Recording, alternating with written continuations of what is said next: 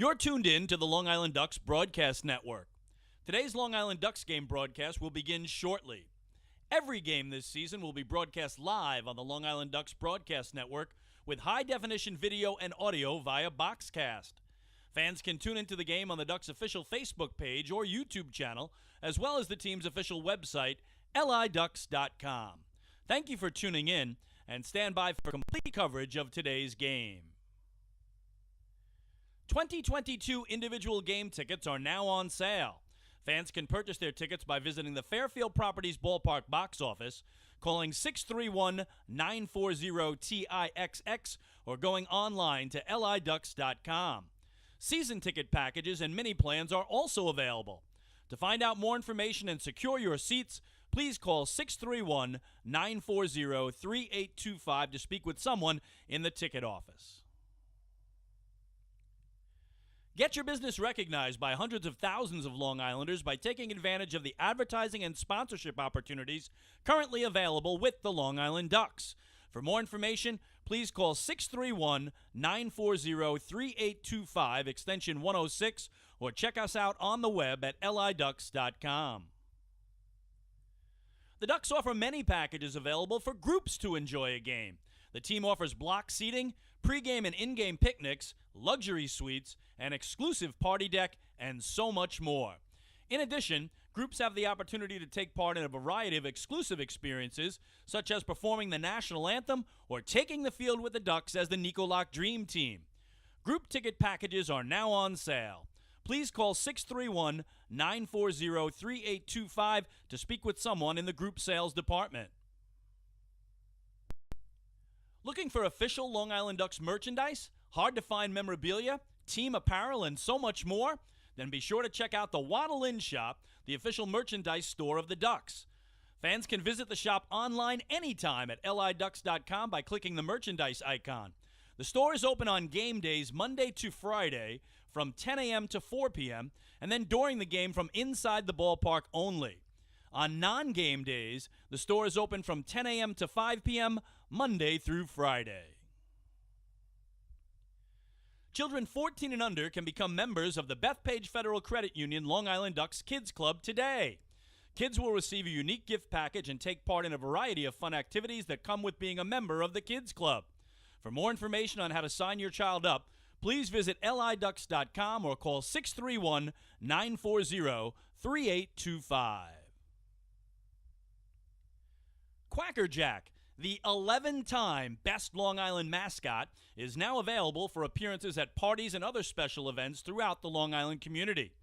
Please fill out and submit an appearance request form at liducks.com or contact the Community Relations Department at 631-940-3825 to book an appearance. Once again, thank you for tuning in to the Long Island Ducks Broadcast Network. Today's game will begin momentarily. You're tuned in to the Long Island Ducks Broadcast Network. Today's Long Island Ducks game broadcast will begin shortly. Every game this season will be broadcast live on the Long Island Ducks Broadcast Network with high-definition video and audio via Boxcast. Fans can tune into the game on the Ducks' official Facebook page or YouTube channel, as well as the team's official website, liducks.com. Thank you for tuning in, and stand by for complete coverage of today's game. 2022 individual game tickets are now on sale. Fans can purchase their tickets by visiting the Fairfield Properties Ballpark box office, calling 631-940-TIXX, or going online to liducks.com. Season ticket packages and mini plans are also available. To find out more information and secure your seats, please call 631-940-3825 to speak with someone in the ticket office. Get your business recognized by hundreds of thousands of Long Islanders by taking advantage of the advertising and sponsorship opportunities currently available with the Long Island Ducks. For more information, please call 631-940-3825, extension 106, or check us out on the web at liducks.com. The Ducks offer many packages available for groups to enjoy a game. The team offers block seating, pregame and in-game picnics, luxury suites, an exclusive party deck, and so much more. In addition, groups have the opportunity to take part in a variety of exclusive experiences, such as performing the national anthem or taking the field with the Ducks as the Nicolak Dream Team. Group ticket packages are now on sale. Please call 631-940-3825 to speak with someone in the group sales department. Looking for official Long Island Ducks merchandise, hard-to-find memorabilia, team apparel, and so much more? Then be sure to check out the Waddle Inn Shop, the official merchandise store of the Ducks. Fans can visit the shop online anytime at liducks.com by clicking the merchandise icon. The store is open on game days Monday to Friday from 10 a.m. to 4 p.m. and then during the game from inside the ballpark only. On non-game days, the store is open from 10 a.m. to 5 p.m. Monday through Friday. Children 14 and under can become members of the Bethpage Federal Credit Union Long Island Ducks Kids Club today. Kids will receive a unique gift package and take part in a variety of fun activities that come with being a member of the Kids Club. For more information on how to sign your child up, please visit liducks.com or call 631-940-3825. Quacker Jack, the 11-time Best Long Island mascot, is now available for appearances at parties and other special events throughout the Long Island community. Please fill out and submit an appearance request form at liducks.com or contact the Community Relations Department at 631-940-3825 to book an appearance. Once again, thank you for tuning in to the Long Island Ducks Broadcast Network. Today's game will begin momentarily. You're tuned in to the Long Island Ducks Broadcast Network. Today's Long Island Ducks game broadcast will begin shortly. Every game this season will be broadcast live on the Long Island Ducks Broadcast Network with high-definition video and audio via Boxcast. Fans can tune into the game on the Ducks' official Facebook page or YouTube channel, as well as the team's official website, liducks.com. Thank you for tuning in, and stand by for complete coverage of today's game. 2022 individual game tickets are now on sale. Fans can purchase their tickets by visiting the Fairfield Properties Ballpark box office, calling 631-940-TIXX, or going online to liducks.com. Season ticket packages and mini plans are also available. To find out more information and secure your seats, please call 631-940-3825 to speak with someone in the ticket office. Get your business recognized by hundreds of thousands of Long Islanders by taking advantage of the advertising and sponsorship opportunities currently available with the Long Island Ducks. For more information, please call 631-940-3825, extension 106, or check us out on the web at liducks.com. The Ducks offer many packages available for groups to enjoy a game. The team offers block seating, pregame and in-game picnics, luxury suites, an exclusive party deck, and so much more. In addition, groups have the opportunity to take part in a variety of exclusive experiences, such as performing the national anthem or taking the field with the Ducks as the Nicolak Dream Team. Group ticket packages are now on sale. Please call 631-940-3825 to speak with someone in the group sales department. Looking for official Long Island Ducks merchandise, hard-to-find memorabilia, team apparel, and so much more? Then be sure to check out the Waddle Inn Shop, the official merchandise store of the Ducks. Fans can visit the shop online anytime at liducks.com by clicking the merchandise icon. The store is open on game days Monday to Friday from 10 a.m. to 4 p.m. and then during the game from inside the ballpark only. On non-game days, the store is open from 10 a.m. to 5 p.m. Monday through Friday. Children 14 and under can become members of the Bethpage Federal Credit Union Long Island Ducks Kids Club today.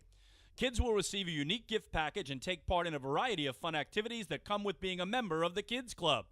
For more information on how to sign your child up, please visit liducks.com or call 631-940-3825. Quacker Jack, the 11-time Best Long Island mascot, is now available for appearances at parties and other special events throughout the Long Island community. Please fill out and submit an appearance request form at liducks.com or contact the Community Relations Department at 631-940-3825 to book an appearance. Once again, thank you for tuning in to the Long Island Ducks Broadcast Network. Today's game will begin momentarily.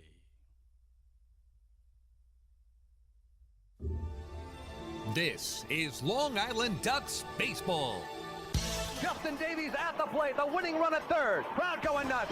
Swung on, bouncing ball left side, off the mitt, up third baseman Brad Strauss. Here comes Willie Rodriguez. Justin Davies has done it again. The Ducks are one quack away from the championship. Jason Johnson makes the catch. He makes the catch, and the Long Island Ducks have swept the Camden River Sharks. They are the 2004 Atlantic League champions. Line bunt up the third baseline. Esquivel charging in. They're not going to have a play, and the Ducks are the champions of the Atlantic League here in 2012. Going back is Adam Bailey. He settles under it. He makes the catch, and for a second straight year, the Atlantic League trophy will reside on Long Island. Swung on and missed for strike three. The Long Island Ducks have come to Texas, and they'll be bringing the trophy back home to Long Island. The Long Island Ducks are the 2019 Atlantic League champions. And now it's time for the Long Island Ducks pregame show. We are live here at Truist Point in High Point, North Carolina, and it is time once again for Long Island Ducks baseball. Tonight it is the final game of a 6-game road trip for the Ducks and the rubber game of a 3-game series here in High Point as the Long Island Ducks take on the High Point Rockers. Well, good evening, everybody. My name is Michael Pollack. I'll be bringing you the play-by-play for all of tonight's action. Thank you so much for tuning in here on the Long Island Ducks Broadcast Network, coming to you on liducks.com, Facebook Live, and youtube.com/DucksBaseball. Well, the Ducks will be trying to pick up a series win here to close out this 6-game road trip. Long Island went to Staten Island last weekend and dropped 2 out of 3 to the rival Ferry Hawks. They came here and won the series opener on Tuesday night, 10-5 over the Rockers, coming back from a 4-run deficit to get the series opening win. But last night, the Ducks offense was stymied once again here on this road trip. They have been held to 3 runs or less now in 4 of the first 5 games of the road trip, and they have now been shut out twice on the road trip, as last night the Rockers pick up a 3-0 victory to even this series at a game apiece. Last night it was all about Jonas Scalaro, the left-hander who made the start for High Point, his professional debut last night, and he did a terrific job. 5 innings, just 2 hits, both of them singles, no runs given up by the lefty. He walked 3 and struck out 4 as he picked up the first win of his professional career. Bryce Hensley, 2 scoreless innings behind him. Then Ryan Dull and Chasen Bradford each pitched a scoreless inning as well. High Point got on the scoreboard early against Ducks right-hander Joe Iorio, who allowed a single, a walk, and then a bloop 2-run double by Logan Morrison, all with 2 outs in the first. That gave the Rockers an early 2-0 lead. They scratched out another run in the fourth on singles by Morrison and Michael Martinez and a sac fly off the bat of Johnny Field.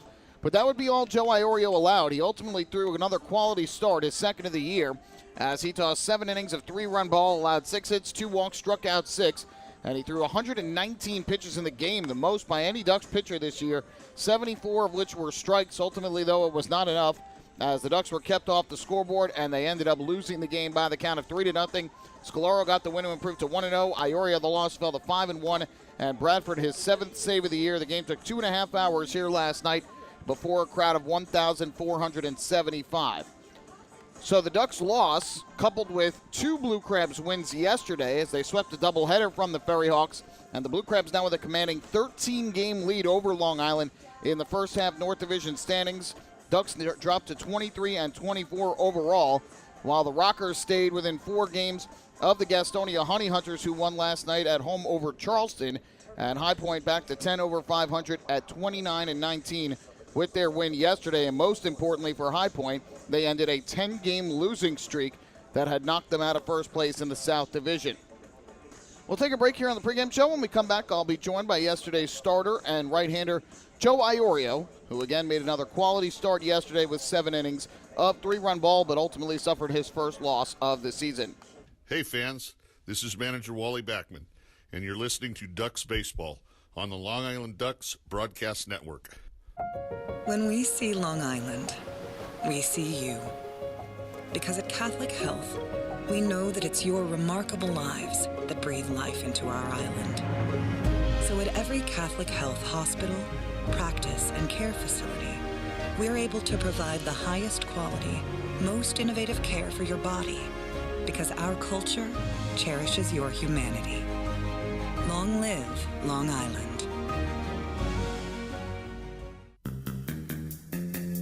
Take your group out to the game this season and enjoy all the fun of Ducks baseball at discounted prices with the picnic area, luxury suites, party deck, and so much more. Bringing your group to the game will be an unforgettable experience. The Ducks even offer opportunities to sing the national anthem, serve as the Ridgewood Savings Bank color guard, be the Nicolak Dream Team, or put on a pregame performance. To book your outing today, call 631-940-3825 and ask for the group sales department. Long Island Ducks baseball. Good times every time.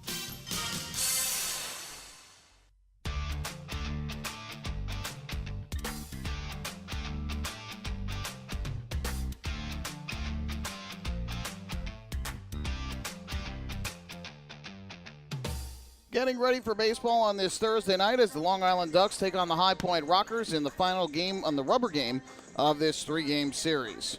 Ultimately, Joe Iorio did yeoman's work on the mound last night as he threw 119 pitches, more than any other pitcher on the Ducks this season. He took the loss, but another quality start for the righty who's been throwing the ball well all season long, whether out of the bullpen or in the starting rotation. I caught up with Joe before today's game. Well, Joe, another quality start for you last night. I know it didn't start well, but what changed for you after that first inning that enabled you to throw as many pitches as you did?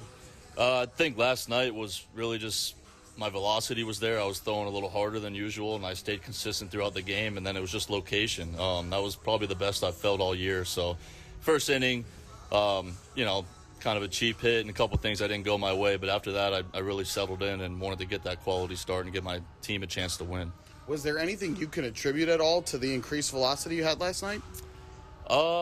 I don't know. I mean, sometimes as a starter you feel good, other times you don't feel as good. So I think my arm and everything just felt really good last night, and just tried to let it all out for all 7 innings. It's the fourth time in this road trip that a starter's been able to turn in a quality start. Right now, do you feel like it's just one after the other? Guys are competing with each other to try and best what they did the previous day? Yeah, I think we kind of joke about that, when De Leon went out there and went 7 innings, I think 1 run. I told him I was going to go out there and do better the next start to mess with him. But, yeah, we compete in a good way, and we want to see each other do well. But we feed off of each other and, try to go from there. I know for you started the year in the bullpen, did really well. You've done a little of both throughout your time here with the Ducks. Is there one that you prefer, one that you enjoy more than the other? I think I enjoy both. They're obviously two different beasts. Coming out of the pen, I can really just let it loose for an inning or two. And, as a starter, you're trying to get through 5, 6, 7 innings every night. But I enjoy both. And at this point, we're trying to win games. So whatever Wally has asked me to do and wants me to do that's best for the team, that's what I'm willing to do. When you're going up against a lineup like High Point has, they have a lot of very good hitters throughout. What's kind of your approach and the team's approach to trying to keep that lineup at bay? Yeah, I mean, they have a very good lineup, and we know that. So that's one of those teams where you really can't go out there and make a lot of mistakes. You got to be on your A game. You got to make pitches. But I've faced those guys a lot, and they've seen me a lot. So it's more so being able to mix up those pitches and try to catch them off balance. If they think they're sitting a slider, go with the fastball and vice versa. So it's just really about making pitches and, and trying to let them get themselves out. We talked about it, 4 quality starts on this road trip for the starting staff, but none of you have come away with a win. Has that been frustrating at all for you guys? I think as a starter, wins and losses, on your record, only say so much. So we don't really care about that. I know personally when I start a game, I want my team to win. Regardless of how I do, if we win, I'm happy. But, yeah, it's frustrating, but at the end of the day, if we go out there and do our job, the rest is kind of out of our control. So if we win the game, that's great. If we don't, then, it's a tough one. I know you're not a hitter, although we have seen you get hits and RBIs before, but from your vantage point, does it seem like guys are pressing a little bit and having a tough time having quality at-bats in key situations? I don't think they're pressing, and I think we put together a lot of quality at-bats. Baseball, there's a lot of luck involved, and I think we hit a lot of hard-hit balls right at people, and we don't really seem to get too many of those cheap hits that fall in, when you need them, and I feel like they got a few last night, and that kind of ultimately won them the ball game. So I don't think they're pressing. I think they're going up there with a good approach, and we have one of the best lineups in the league. So, we just haven't really clicked on all cylinders yet, and we know that's coming. I don't know how much you were able to watch him last night, but Jonas Scolaro, from your vantage point, what could you tell in his professional debut that he was doing so well? He was locating. I mean, he's a lefty. He was, throwing 90 miles an hour, so he was throwing hard. But, man, he was locating. He was moving in and out on the plate, keeping the ball down. So for him, it was really location, and he's got a good fastball and good off speed. And finally tonight, Stephen Tarpley takes the mound. He was dominant, 10 strikeouts and 7 scoreless innings at Staten Island. What has made him so effective this year? I think it's his confidence. He started off, he struggled a little bit in the beginning, but obviously we know he can pitch. That guy's a former major leaguer. He's got really, really good stuff. So I think he's settled into his own. And, at the end of the day, baseball is confidence. So hopefully he keeps building on that and he's able to go out there tonight and do the same thing. Thanks so much for the time, Joe. Best of luck to you guys in today's series finale. Thank you. Appreciate it. That is Ducks right-handed pitcher Joe Iorio. We'll take a break. When we come back, we'll look at tonight's pitching matchup, and then we'll have the starting lineups and the first pitch between the Ducks and the Rockers. Hey, fans. This is outfielder and hitting coach Lou Ford, and you're listening to Ducks Baseball on the Long Island Ducks Broadcast Network. Sayville Ford, the no-fees dealer, has been family-owned and operated for 65 years. Visit their spacious showroom to choose from a giant inventory of new, pre-owned, and commercial vehicles with a free 10-year, 100,000-mile powertrain limited warranty included. Some exclusions apply. Plus, they offer top dollar for trades, and their service department is open until 1 a.m. on weekdays. Sayville Ford, Long Island's Ford giant, is conveniently located off Exit 50 on Sunrise Highway, or visit SayvilleFord.com for more information. Morning, Dan. How was your weekend? Oh, it was awesome. I took my family to a Ducks game and had a blast. The seats were great, we ate a ton of food, and the Ducks won. They even had amazing fireworks. Oh, yeah, they got a good thing going on there. I took friends to Thirsty Thursday a couple weeks ago and had too much fun. They should totally use us in one of their radio spots. You mean like the one we're doing right now? Sure, that works. Ducks Baseball. Good times every time. Get tickets at liducks.com.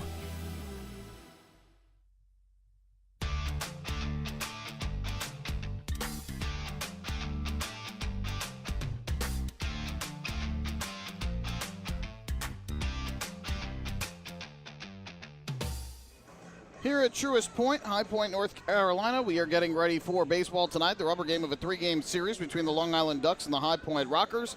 On the mound tonight for the Ducks is former big leaguer left-hander Stephen Tarpley, who will make his 9th appearance, 5th start of the year. He comes in 0-3 with a 5.01 ERA, but those numbers not really indicative of what he has done of late.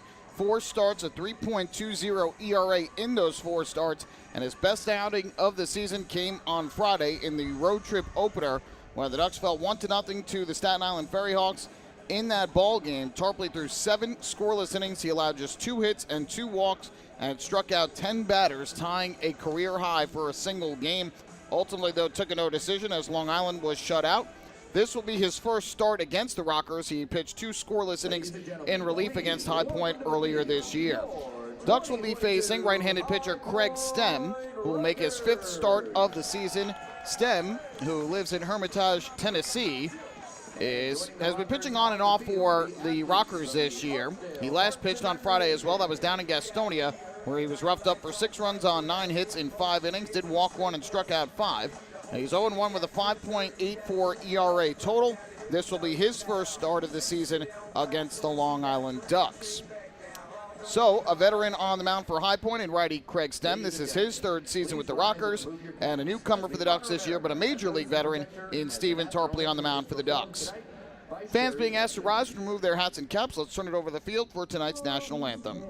Can you sing by the dawn's early light what so proudly we hailed at the twilight's last gleaming, whose broad stripes and bright stars through the perilous fight o'er the ramparts we watched were so gallantly streaming, and the rocket's red glare, the guns bursting in air, gave proof through the night that our flag was still there. Oh, say does that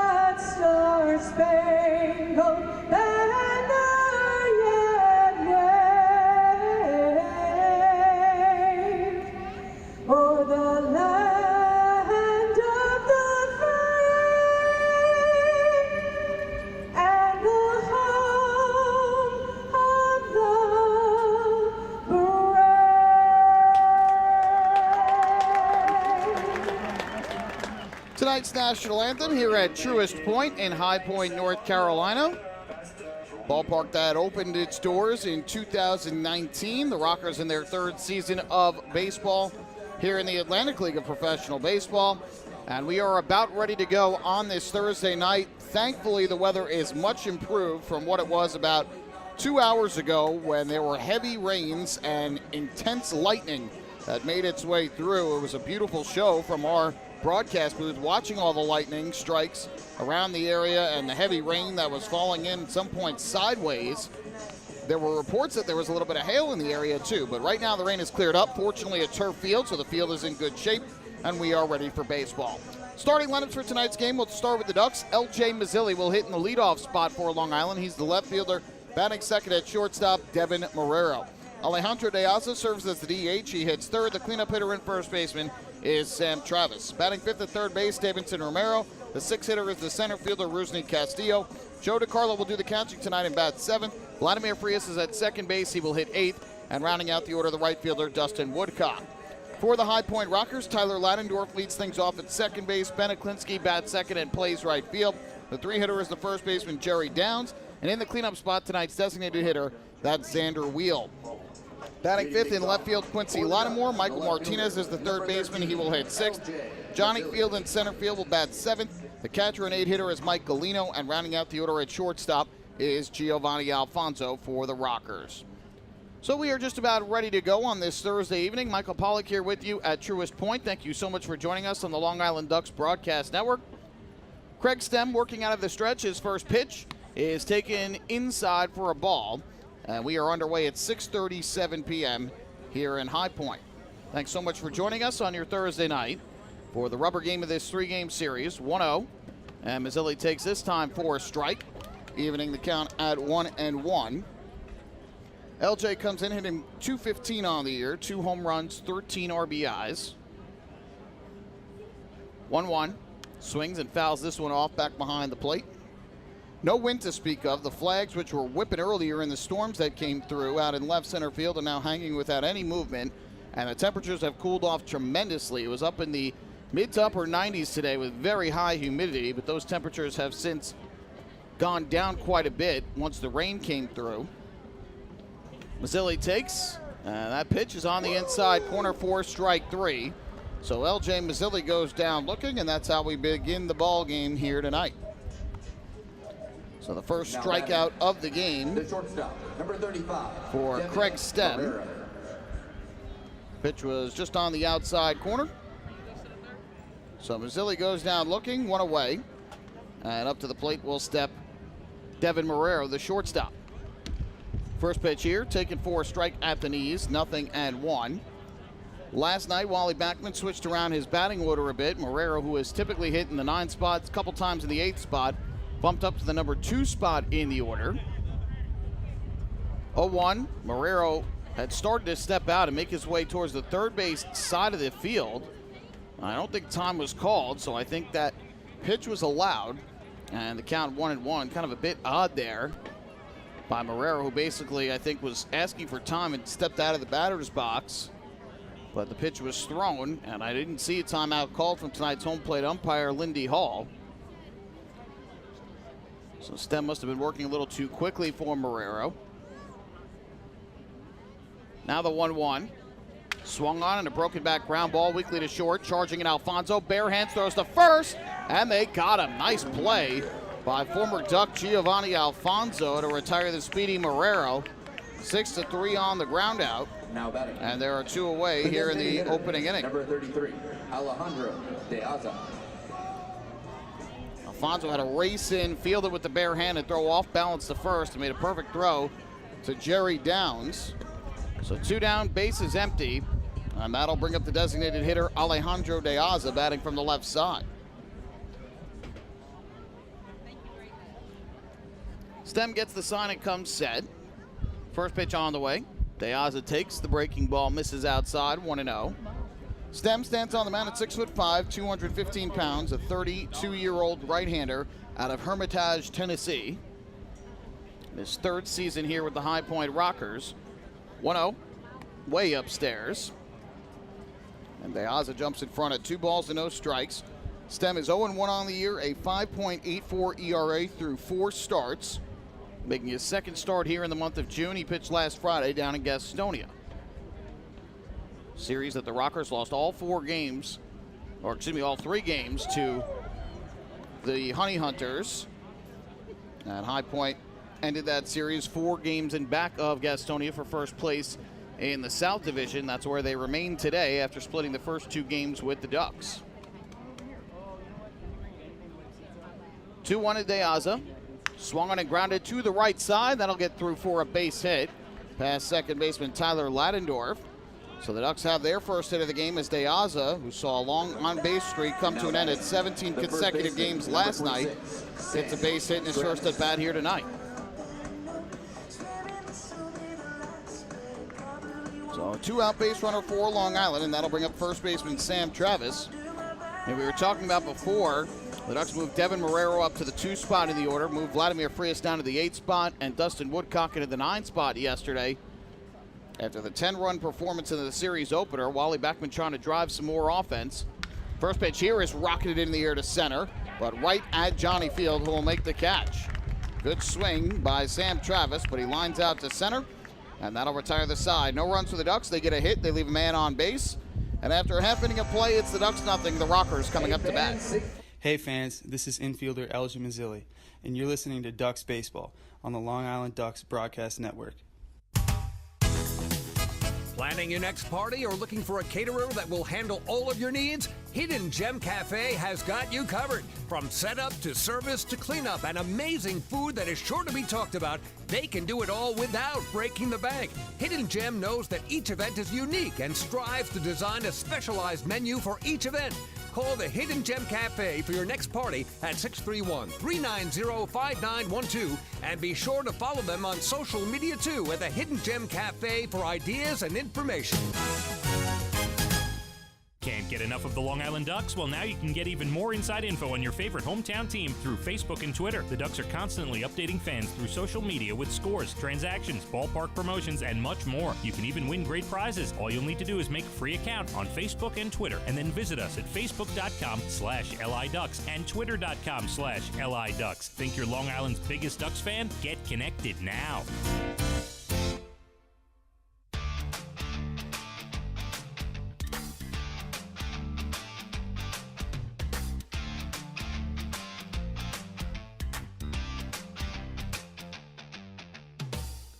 No scores. We go to the bottom half of the first inning. A reminder that every time a Ducks batter walks this season, it is a First National Bank LI walk to first. First National Bank LI celebrating 95 years as Long Island's truly local bank. Explore their anniversary promotions and experience customer first service for yourself.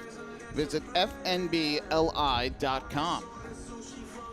Well, Stephen Tarpley goes through his warm-up tosses for Long Island as he gets set to make his 9th appearance of the year, his 5th start. And he'll be trying to buck a trend that is not a good one for the Ducks pitching staff down here in High Point. This is the 6th and final game between these two teams on this field during the regular season. And in every game the Ducks have played on this field, they have allowed multiple runs in the first inning. So that is something the Ducks are going to be trying to avoid, as Long Island has had to play behind in every game. High Point has won 4 of the 5 meetings between the teams here in North Carolina. And overall this season, they have a record of 6-2 against the Ducks. First pitch from Tarpley, and that fastball taken for a strike, 0-1 on the leadoff hitter, second baseman Tyler Ladendorf. 7 righties, a lefty and a switch hitter in the lineup tonight for High Point against the lefty Tarpley. Here a Tapper foul at home plate. Righties this year hitting .275 against Tarpley, while lefties are hitting just .150. So manager Jamie Keefe sitting a couple of his regulars in outfielder Jay Gonzalez and first baseman Logan Morrison, who can also serve as the DH.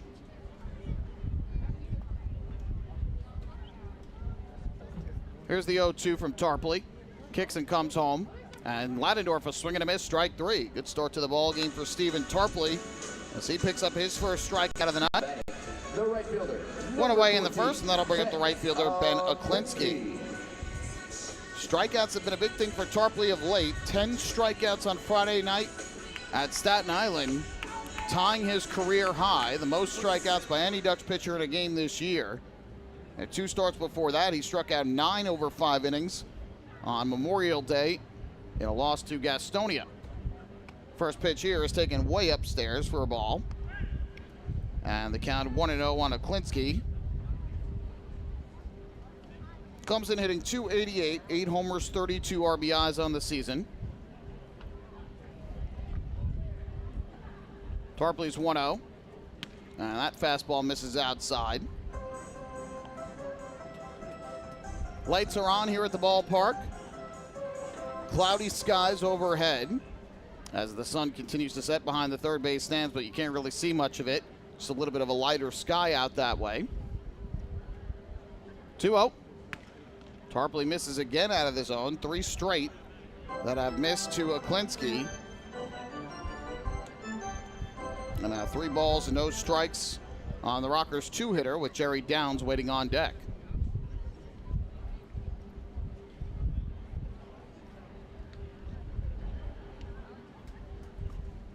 Downs is set to go. Here's the pitch. And that is a fastball that drops in for a strike and moves the count to 3-1.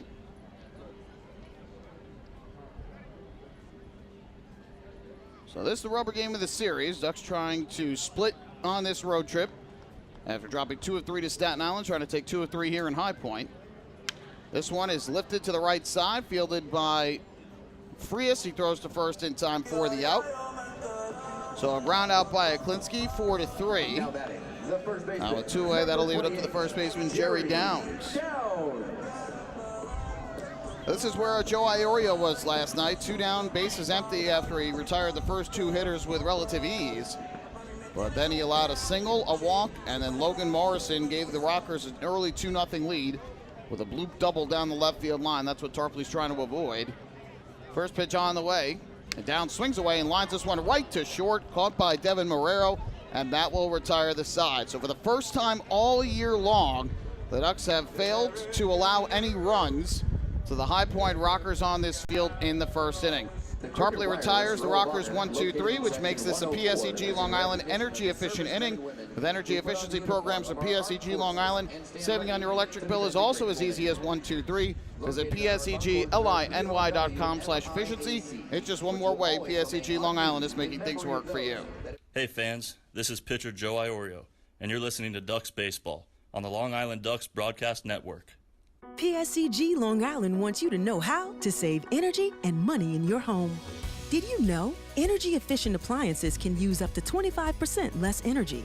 Here's how to save. PSEG Long Island offers money-saving rebates when you purchase Energy Star appliances. Discover how a little energy efficiency know-how can mean savings in your home. Find more energy efficiency tips, tools, and money-saving rebates at PSEGLINY.com/save money. Want an awesome birthday without all the hassle? Book your Kona Ice birthday party with the Ducks today. 2 brand new packages are now available, including our exclusive game room suite. Along with enjoying an exciting Ducks game, your birthday child and his or her friends will have a blast playing video games on Nintendo Switch, Xbox, and PlayStation 4 in their very own private luxury suite. Plus, they'll be treated to food, beverages, snacks, and much more. Kona Ice birthday parties with the Long Island Ducks, the party of a lifetime.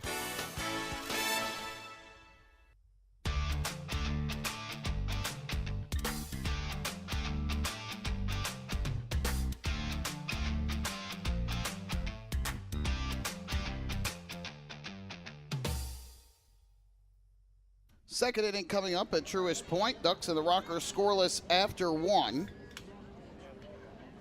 Craig Stem back to the mound. He'll face Davidson Romero to start things off and misses inside on his first offering of the second for ball 1.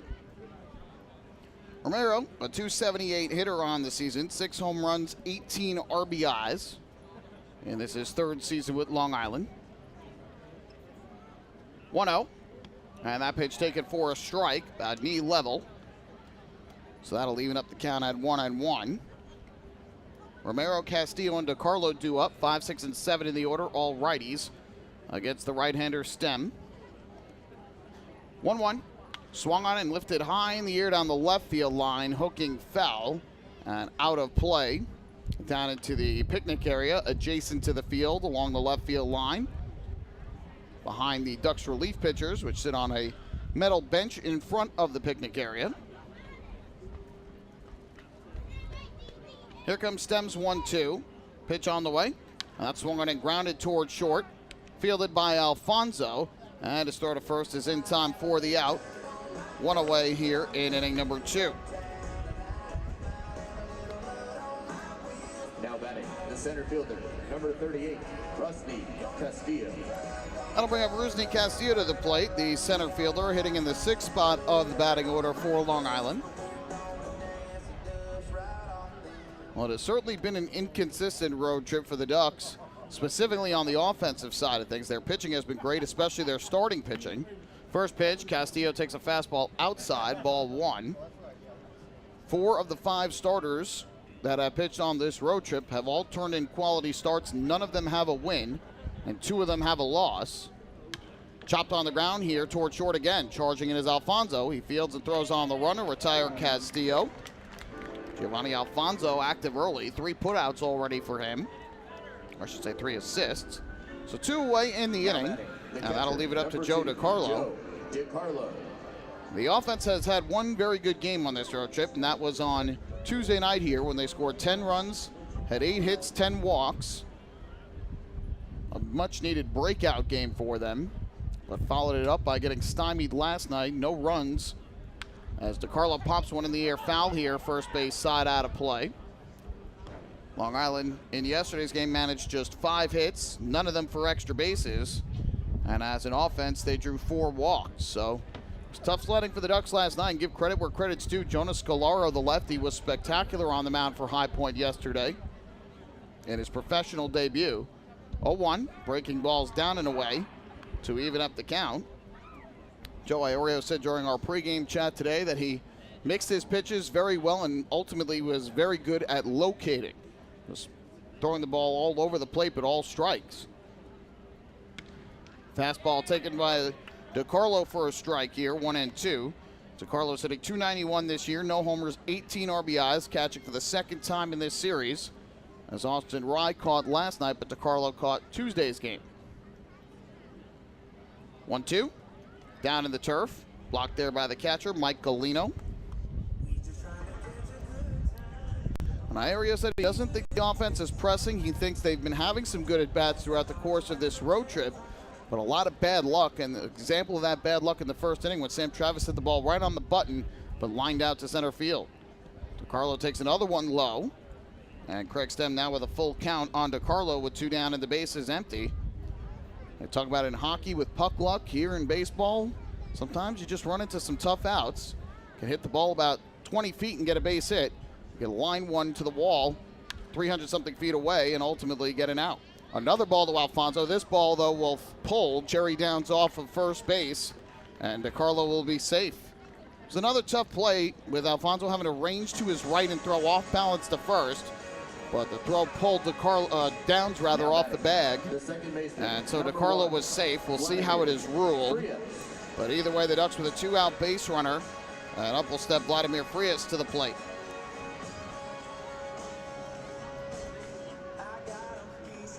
They rule an infield single for DiCarlo, so the Ducks will get their 2nd hit of the night. And that was a tough play for Alfonso there, having to throw off balance with his momentum going towards third. First pitch is taken by Frias for a ball, 1-0. Ducks second baseman batting from the left side, hitting .236 this year, 2 homers and 16 RBIs. DiCarlo held on by Downs at first. Stem's pitch, swung on and grounded up the first base line, but fell. That'll even the count at 1-1. Stem has not faced the Ducks yet this year. He has pitched games against Charleston, Lexington, and Staten Island here at home, and Gastonia on the road, so has only pitched in the state of North Carolina this year. 1-1. Swung on and lifted in the air to shallow left. Long run for Quincy Lattimore, but he gets there to make the catch. And that'll retire the side in inning number 2. No runs for the Ducks. They get a hit once again. They leave a man on base once again. We go to the bottom of the 2nd. Still no score between the Ducks and the Rockers. Hey fans, this is first baseman Sam Travis, and you are listening to Ducks Baseball on the Long Island Ducks Broadcast Network. Hey, Ducks fans, the official hotel of the Long Island Ducks is the Radisson Hotel Hauppauge, Long Island. It's centrally located on the north shore of Long Island and offers a home away from home for both business and leisure guests. The Radisson Hotel Hauppauge, Long Island features an indoor pool, 24-hour business center, a fitness center, and complimentary Wi-Fi in all guest rooms. Enjoy the contemporary American cuisine at the Fountain Grill restaurant or grab a quick bite to eat at Cafe Pronto. And best of all, it's only minutes away from Bethpage Ballpark.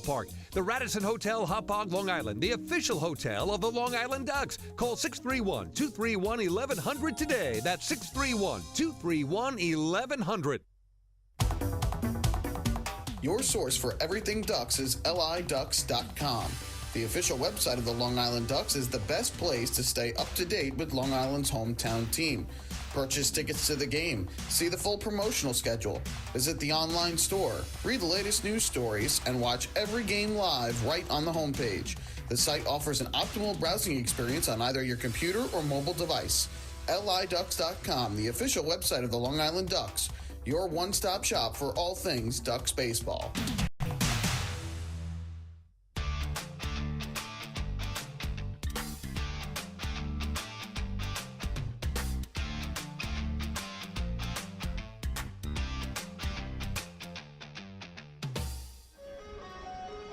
This game goes to the bottom of the second inning. No score between the Ducks and the Rockers. And fans, this 2022 season of Ducks baseball is presented by Catholic Health. Visit them online at chsli.org.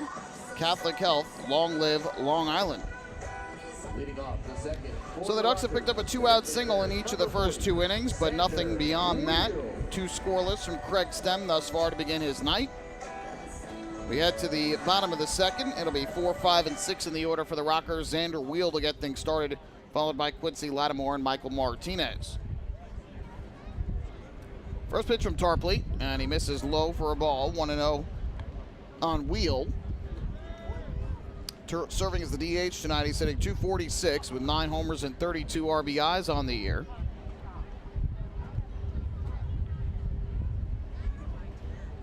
On the way. And the pitch taken for a strike over the outer half of the plate to even the count up at 1-1. Want to thank the Rockers for once again providing their feed of their multi-camera broadcast, so that way we can provide you, the fans at home, with the best view of the action tonight. 1-1. Line drive in the air to center, well hit, but playable for Rusney Castillo, who goes back to make the catch. So Wheel put a charge into that one, but he is retired on the fly ball. 1 away in the second, and that'll bring up left fielder Quincy Lattimore. We are located in the press box down the right field line, adjacent to the control room. So if we miss anything, we apologize, as we do our best to call the action, but wanted to make sure that you all have the best view. First pitch coming up to Lattimore, who bats from the right side. He swings away, hits a high fly ball in the air to right. Dustin Woodcock moving over to his left to make the catch. Lattimore retired on 1 pitch, and there's the second out. Rockers left fielder was hitting .267 with 8 homers and 29 RBIs before the pop out. So 2 down in the bottom of the second. Tarpley's retired the first 5 he has faced in the game. And that'll bring up the third baseman, Michael Martinez, a switch hitter, batting from the right side against the lefty Tarpley. So really, when you think about it, there are 8 right-handed hitters in the lineup for High Point tonight. The only lefty, Jerry Downs, the first baseman. Tarpley's first pitch. Now that one is taken for a strike. And the count 0-1. That's a perfect example of how we can't see the action. There is a luxury suite right to the left of the control room here. And when fans sit out on the seats, they're directly in the line of our view from home plate. Fastball here is taken for a strike. Quickly the count 0-2 on Martinez. Tarpley pounding the strike zone quite a bit in the early going of this game. 15 pitches, 11 for strikes thus far. Left-handers 0-2. This popped up foul, third base side, well out of play. Up onto the roof of the ballpark and out towards the third base side. Beautiful ballpark, nestled here into downtown High Point, North Carolina. Seats just over 4,000 fans. 0-2. Swung on and chopped on the ground to short. Charging in is Devin Marrero. Fields bounces the throw to first, but the ball caught by Sam Travis for the out, and that'll retire the side. So back-to-back 1, 2, 3 innings for Stephen Tarpley to begin the ball game. Rockers go in order. We go to the third. Long Island and High Point scoreless. Hey fan, this is pitcher Anderson De Leon, and you're listening to Duck Baseball on Long Island Ducks Broadcast Network. This is it. Check it out. See what everyone's talking about. Let Nicolak Paver and Nicolak Pavers pave your way. Bring your outdoor living dreams to life. Visit Nicolak's Outdoor Design Center at 200 Henry Street in Lindenhurst and see thousands of square feet of pavers, retaining walls, fire pits, and outdoor living accents on display. Only Nicolak paving stones are made with Paver Shield technology for more vibrant color options than anyone else. Visit Nicolak.com to request a free sample or their Outdoor Design Center at 200 Henry Street in Lindenhurst. Nicolak. Ask for it by name. You'll see the difference. Visit Nicolak.com. That's Nicolak.com. Let Nicolak Paver and Nicolak Pavers pave your way. Pave your way.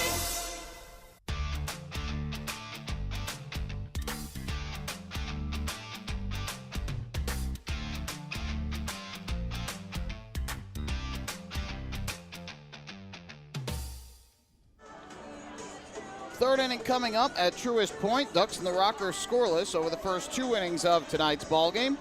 Fans, be sure to follow all season long as the Ducks team up with Island Federal Credit Union to present Home Runs for Hunger. Every time a Ducks batter hits a home run at Fairfield Properties Ballpark, Island Federal will make a $100 donation to Long Island Cares in an effort to help improve food security for families on Long Island. Island Federal Credit Union, catch the wave to better banking. Craig Stem back to the mound for his third inning of work. His first pitch on the way to Dustin Woodcock is taken on the outside corner for a strike, 0-1.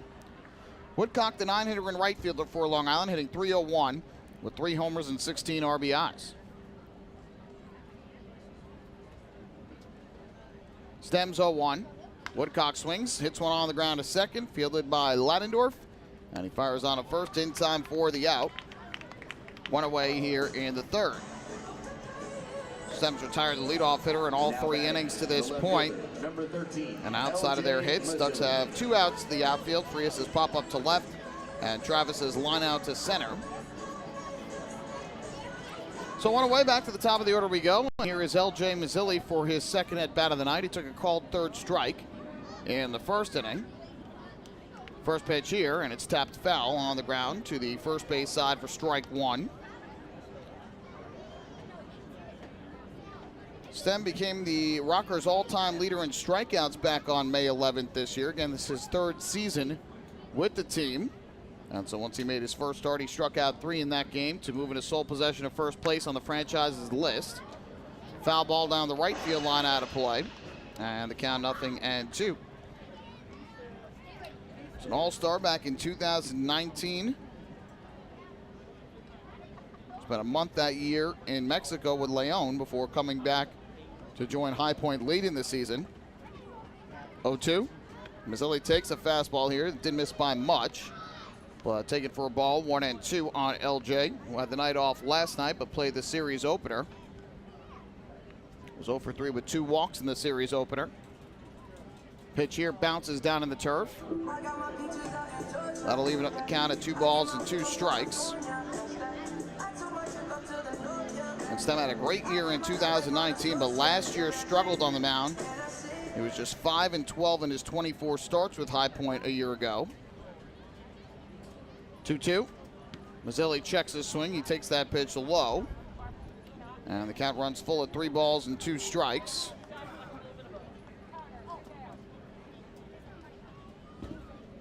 Ducks looking for a 1-out base runner. Stem's payoff pitch. Mazzilli swings and grounds it foul. Just caught a piece to stay alive at the plate. Stem works quickly. It's one thing, if you're a hitter, you got to be ready to go in the batter's box against him because he likes to work quickly on the mound, wastes no time between pitches. Saw that earlier in the game when Marrero tried to ask for time. 3-2.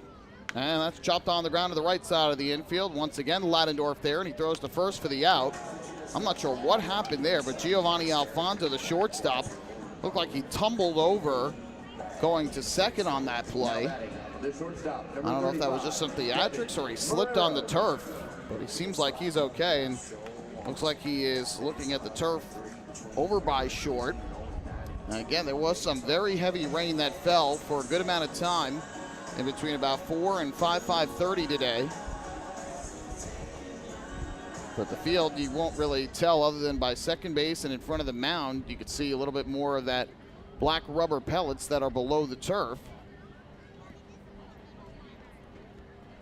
First pitch, Marrero takes a fastball down and away for ball one.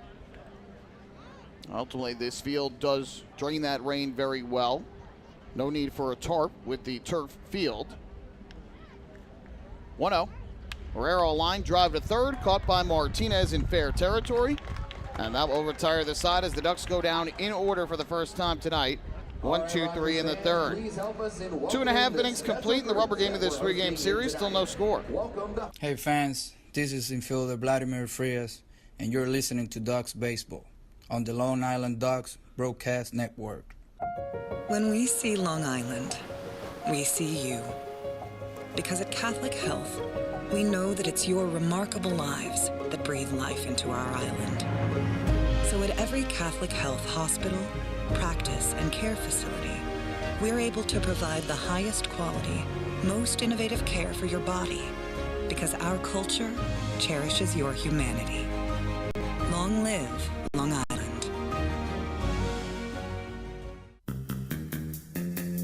Take your group out to the game this season and enjoy all the fun of Ducks baseball at discounted prices with the picnic area, luxury suites, party deck, and so much more. Bringing your group to the game will be an unforgettable experience. The Ducks even offer opportunities to sing the national anthem, serve as the Ridgewood Savings Bank color guard, be the Nickolock Dream Team, or put on a pregame performance. To book your outing today, call 631-940-3825 and ask for the group sales department. Long Island Ducks baseball. Good times every time.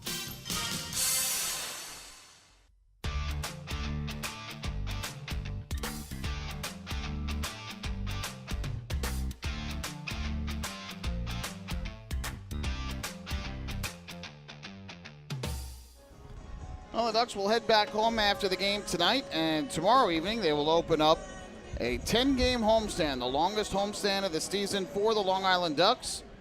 And it starts with a 3-game series this weekend. First time ever, the Ducks will be facing the newest team in the Atlantic League, the Wild Health Genomes. We'll play Friday and Saturday night, Sunday afternoon, so spend your Father's Day weekend at the ballpark. Tickets are on sale. You can get them at the Fairfield Properties Ballpark box office, online at liducks.com, or by calling 631-940-TIXX. No score after 2.5 innings. Stephen Tarpley back to the mound for his third inning of work. And the first pitch is taken for a ball, down and away. 1 ball and no strikes. The count on Johnny Field, the 7-hitter and center fielder, who comes in hitting .228 on the year, 5 home runs and 21 runs batted in. Tarpley's 1-0. Field checks his swing, takes the pitch up and away, and it's quickly 2 balls and no strikes. Tarpley pitches scoreless inning on this field back on May 4th, his second relief appearance of the year, after he was hit up for 6 runs on 5 hits and a third of an inning at Lexington on April 30th in his first outing of the season. Much better from that point on. Here a fastball strike. Runs the count to 2-1. He allowed 1 hit in that game, nothing further, and took a no decision in the Ducks' 11-5 defeat. Then he pitched a scoreless inning on May 14th on Long Island against the Rockers, and a 7-1 loss. This pitch is a fastball that misses the inside corner as Field turned out of the way of it. And now the count 3-1. In that game, Tarpley struck out 1. No hits, runs, or walks given up by the lefty, but this is his first start against the Rockers this year.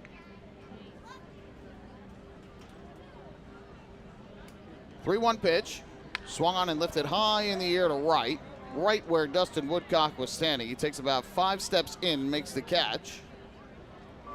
And there's the first out here in the third. Now batting, the catcher, number 24. Gotta love that as a fielder when you really don't have to do much at all to make it out. Whether it's a line drive hit right at you or a fly ball, basically hit right where you are in the outfield. The easiest of plays. So one away. And up will step the catcher Mike Galino to the plate, batting from the right side. First pitch, fastball taken for a strike at the belt, 0-1. Galino hitting .328, 19 of 58 at the plate, a home run and 7 runs batted in. Tarpley comes set. Here's the kick of the pitch. Fastball, another strike. And the left-hander quickly ahead at 0-2.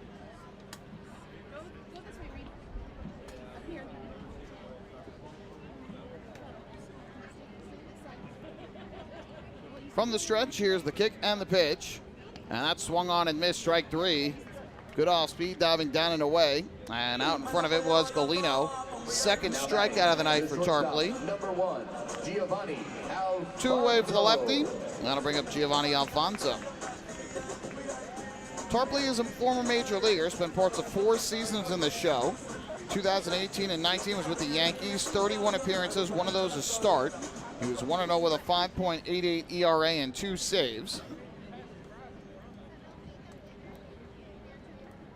First pitch on the way from Tarpley to Alfonso. That swung on and fouled back behind the plate for strike 1. In 2020, Tarpley was a Miami Marlin. Made 12 appearances, 2-2, an ERA of 9 and 1 save. And then he made 1 appearance with the Mets a year ago, in which he allowed 2 runs, a hit, and 2 walks in the lone game. Did not record an out. Alfonso runs up to bunt, pulls back, and he takes the pitch low. So that'll even the count up at 1 ball and 1 strike. Alfonso, a former Duck who led the team in batting during the 2017 season, and now is in his 3rd season here with the Rockers. 1-1, swing and a miss. That swung out of his shoes again. Alfonso slipping on the turf. That's the 2nd time in this game that's happened. The first time it looked like he did it over by short, and here he does it at home plate. Got to be careful. So a ball and 2 strikes on Alfonso as Tarpley looks for a 3rd straight 1-2-3 inning. The kick and the pitch is taken just outside, or it might have been a little low, not quite sure. It was close. Lindy Hall set a ball though. He's joined by Calvin Baker, who's over at first base, and Owen Ballard IV, who's around at 3rd.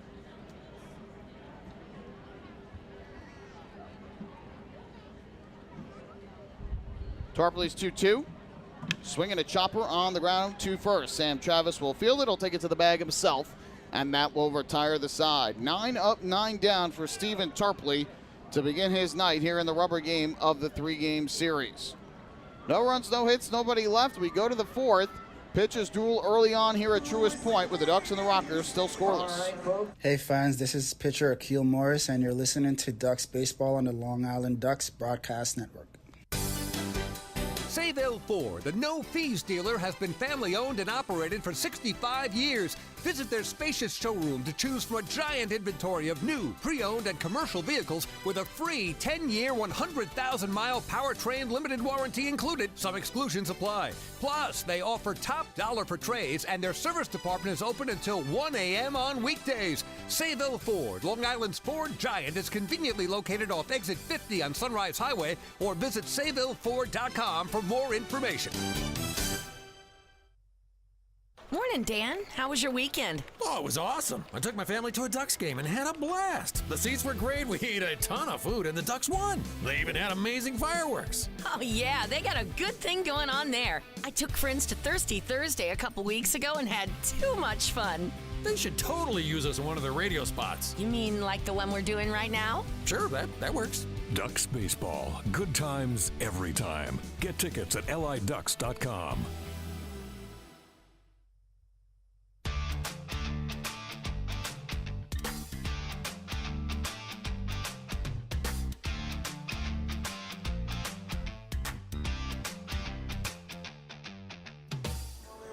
Fourth inning coming up here at Truist Point in High Point, North Carolina. Ducks and the Rockers are scoreless thus far. 2 singles for the Ducks, nothing at all doing for High Point, as Craig Stem and Stephen Tarpley in a pitcher's duel to start this game. Stem's first pitch here is driven in the air down the right field line by Deaza. Long run for Aklinski, and he makes the running catch in fair territory for the first out of the 4th. So Deaza retired on 1 pitch, as Aklinski showing off his speed, able to track it down along the right field line. One away, and that'll bring up the first baseman, Sam Travis. Both pitchers have been efficient to this point. Stem has thrown 39 pitches, 25 for strikes. Tarpley just 30 pitches, 21 for strikes through the first 3 innings. And amazing that Iorio was able to go 7 innings yesterday and threw 119 pitches. He got off to a tough start. Travis takes the first pitch for a strike, 0-1. Iorio threw 28 pitches in the first inning, allowing 2 runs. But was able to bounce back nicely from that point on, allowing just 1 run the rest of the way over his next 6 innings. 0-1, Travis pops this one up. Foul territory, first base side. Jerry Downs settles under it, just past the coach's box. And he'll make the catch. And a foul fly is the second out. Now batting, the third baseman, number 24, Davidson Romero. The Ducks coaching staff and the players alike both have said that they believe this is a very talented team, especially their lineup, top to bottom, has a lot of talent in it. There are some guys who are certainly having tough seasons and tough road trips right now, but the inconsistency has been the big note among the offense as the first pitch misses low for a ball, 1-0. It seems like some games they could break out, put up a ton of runs and hits, and get a lot of base runners. Other games, they've gotten stymied by the opposing pitching staff. Romero takes one down in the turf to even the count at, or run the count, excuse me, to 2-0. Romero grounded a short in his first at bat, but he was the best Duck offensively last night. 2 hits and a walk in the game, and now 3 straight 2-hit performances for the Ducks third baseman. 2-0. That's taken low and away.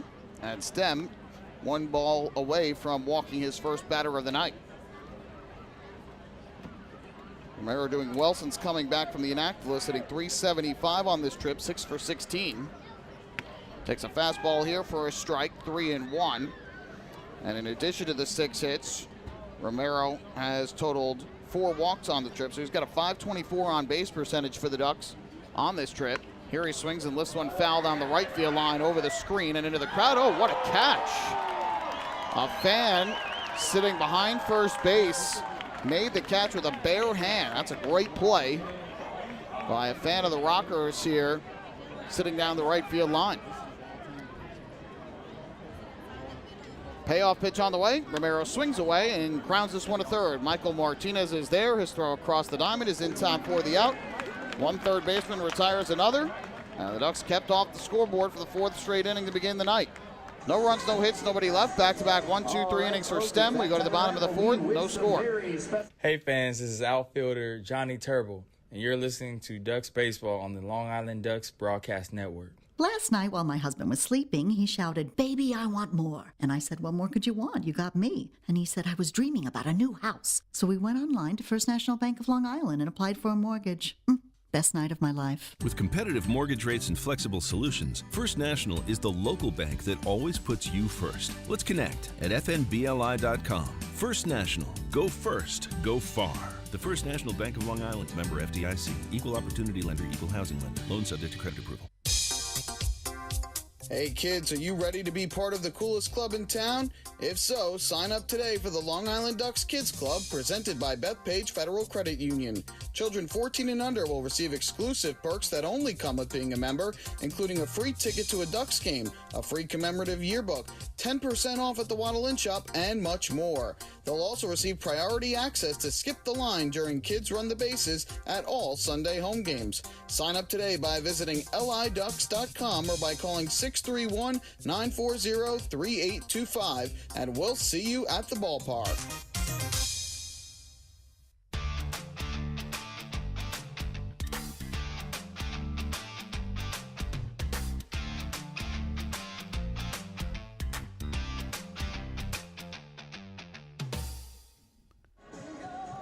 Tarpley and Stem locked into pitcher's duels. We go to the bottom half of the 4th inning. Neither side has dented home plate just yet.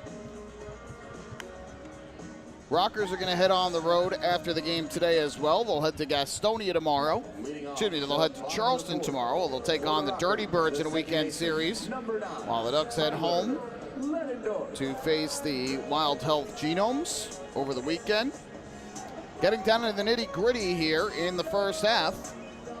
Less than 20 games remaining after tonight. Just 18 games left in the first half.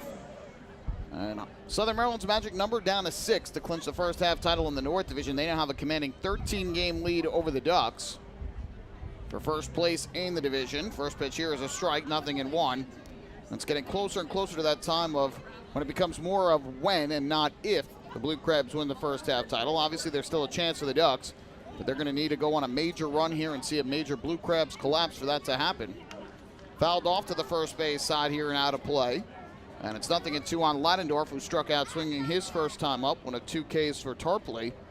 And meanwhile, the Rockers come in 4 games behind Gastonia, so they're not done yet either in the first half race, but just 1 win in their last 11 games.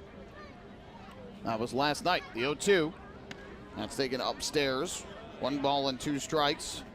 So High Point will need to go on a run and get some help too to try and overtake their in-state rivals. First half champions, of course, get a guaranteed berth to the playoffs.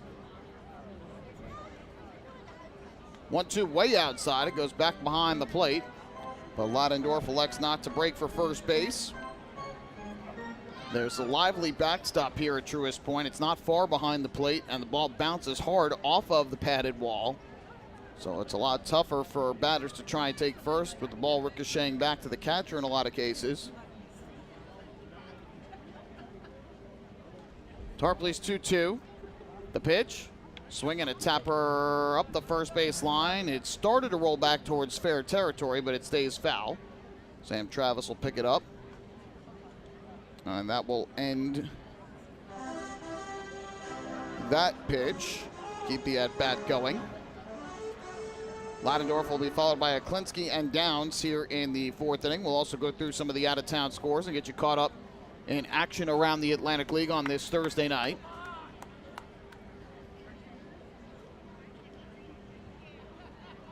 Ladendorf ready, Tarpley ready. 2-2. Swing and a chopper on the ground at third. Fielded by Romero. His throw across the diamond, right on target. Tyler Ladendorf with a ground out to third base. 1 away here in the 4th inning. 14, on the Atlantic League scoreboard, 1 game is final. Earlier today, the Wild Health Genomes a 2-1 win over the Lancaster Barnstormers. So the Genomes getting a head start, making their way from Lancaster to Long Island, while the Ducks have to play a night game here in High Point before they head back to Long Island. It's about a 9 to 10 hour bus trip overnight. First pitch on the way from Tarpley to Aklinski. That's taken high and away, 4 ball, 1-0. So again, the Genomes a 2-1 win. Guzman got the victory to improve to 2-0. Sullentrop, the loss, fell to 2-2. And Moreno with his 6th save of the year. Melbauer and Moorer each driving in a run for the Genomes, while Shaver picked up the lone RBI for Lancaster. 1-0. Checked his swing, took low. And it's 2-0 on Aklinski, who grounded to second his first time up. Everything else is currently going on in the Atlantic League tonight. We'll start down in Gastonia, where the Honey Hunters and Dirty Birds are just underway. No score in the first inning. Randall Delgado on the mound tonight for Gastonia, while the Dirty Birds counter with Walker Weichel. Another pitch out of the zone to Aklinski, who's now ahead 3-0, and Tarpley in danger of allowing his first base runner of the night. Tarpley has retired 10 in a row to begin the ball game.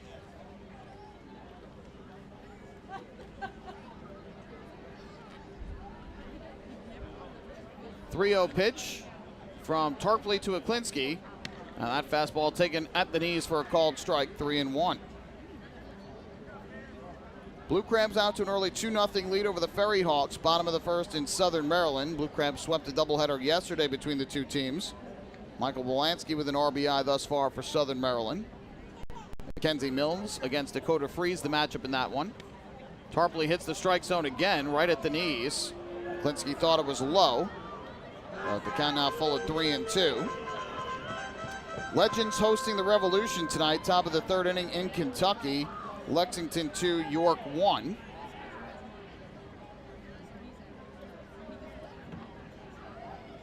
Tarpley gets the sign and comes set on the mound, and now time is called. Courtney Hawkins has driven in a run for the Legends. Carlos Franco has hit his 18th home run of the season for York. That leads the Atlantic League.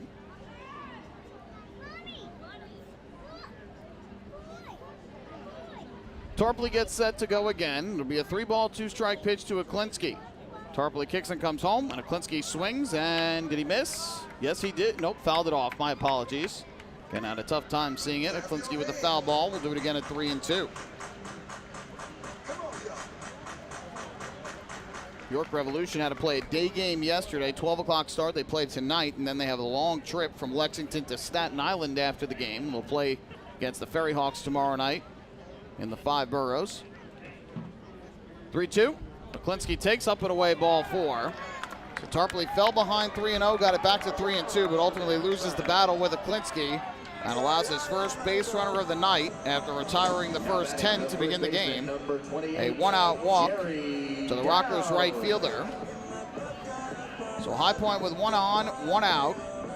And up to the plate will step the first baseman and only lefty hitter in the High Point lineup tonight, Jerry Downs.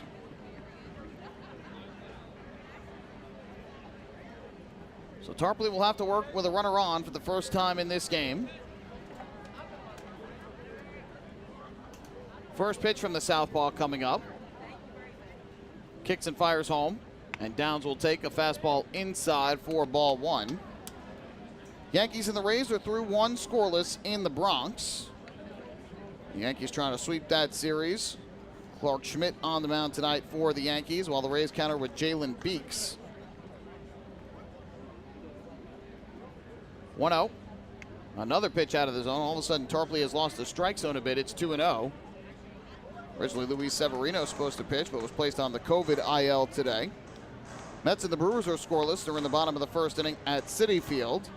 Tyler McGill on the mound for the Mets tonight, and Aaron Ashby going for the Brewers. Klinsky leads at first, 6 steals and 8 attempts this year. 2-0 from Tarpley, and Downs takes another one upstairs. So for the second hitter in a row, Stephen Tarpley has fallen behind at 3 balls and no strikes. Tonight is also Game 6 of the NBA Finals in Boston, where the Warriors are trying for the NBA championship. They lead that series 3-2. The Celtics trying to force Game 7 back out in San Francisco. I have to think Downs is taking all the way here. The 3-0 pitch on the way to the plate. Downs swings away and grounds this one to the right side. Frias Fields is only plays to first. They get the out. So there is the second out of the inning. Shocking there to see Jerry Downs swinging at 3-0 after Tarpley had walked to Klinsky and fell behind 3 balls and no strikes on Downs. There's no chance for Frias to turn 2, but he gets 1 out at first base with his momentum taking him that way. So 2 down, and now the go-ahead run in scoring position. And up to the plate will step Xander Wheel, the designated hitter for the Rockers. Lefty pitcher against the righty hitter. First pitch on the way to Wheel. And he swings and taps it foul towards the Ducks dugout. On the third base side, strike 1. Downs now 0 for 2. He had lined to short his first time up. Wheel, a fly out to center field in his first at bat. That led off the second inning, hit it fairly well, but Castillo able to make the play. He's playing deep and towards left center right now, Castillo. And Woodcock shaded over towards right center.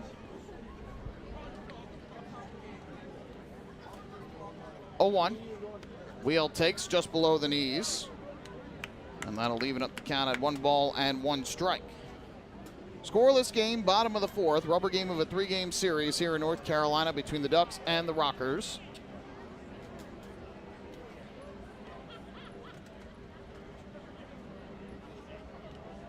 Tarpley gets the sign and comes set. A long wait, and now the 1-1. Wheel takes a breaking ball. This one just missed the outside corner. Want to move the count to 2-1. Tarpley up to 50 pitches for the game now, 30 of them for strikes. And that's really the first inning where he's labored in the game. He cruised through the first 3 innings. The Rockers seeing a lot more pitches here, and working the count more as Tarpley has lost the strike zone a little. 2-1. Wheel swings away and grounds it foul towards the Ducks dugout on the third base side. And now the count even at 2-2, and Tarpley is strike 3 away from getting through the fourth unharmed.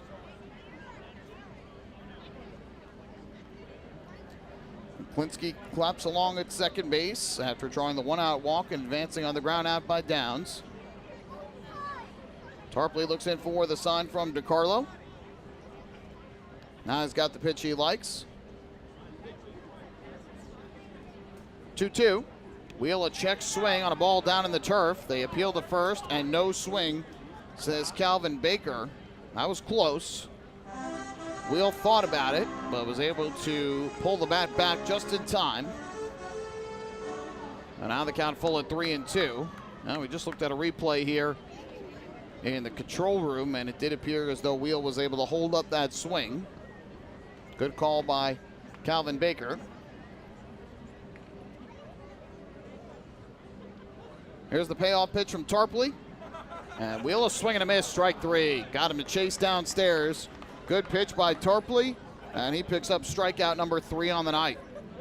So, for the Rockers in the fourth, no runs, no hits. They draw a walk, their first base runner of the night, but leave him stranded at second. We head to the fifth here in High Point, North Carolina. Ducks and the Rockers still scoreless.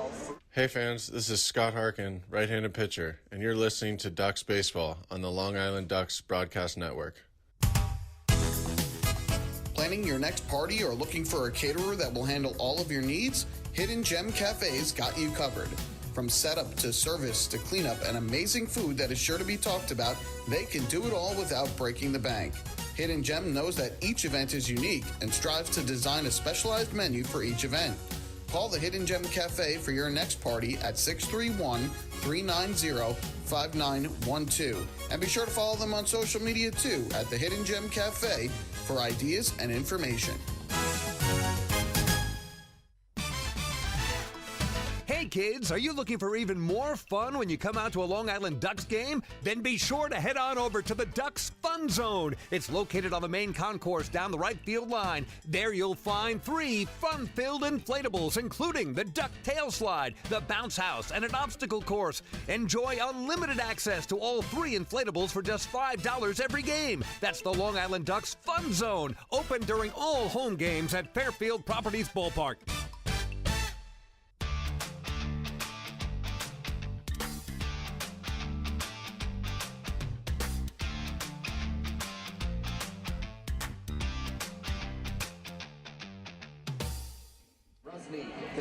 We head to the 5th inning here at Truist Point. Ducks and the Rockers remain scoreless. Good pitchers duel going on between Stephen Tarpley and Craig Stem to begin this game.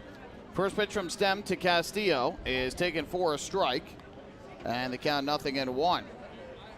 Castillo begins the 5th inning for the Ducks. He was retired in his first at bat, grounding out to short.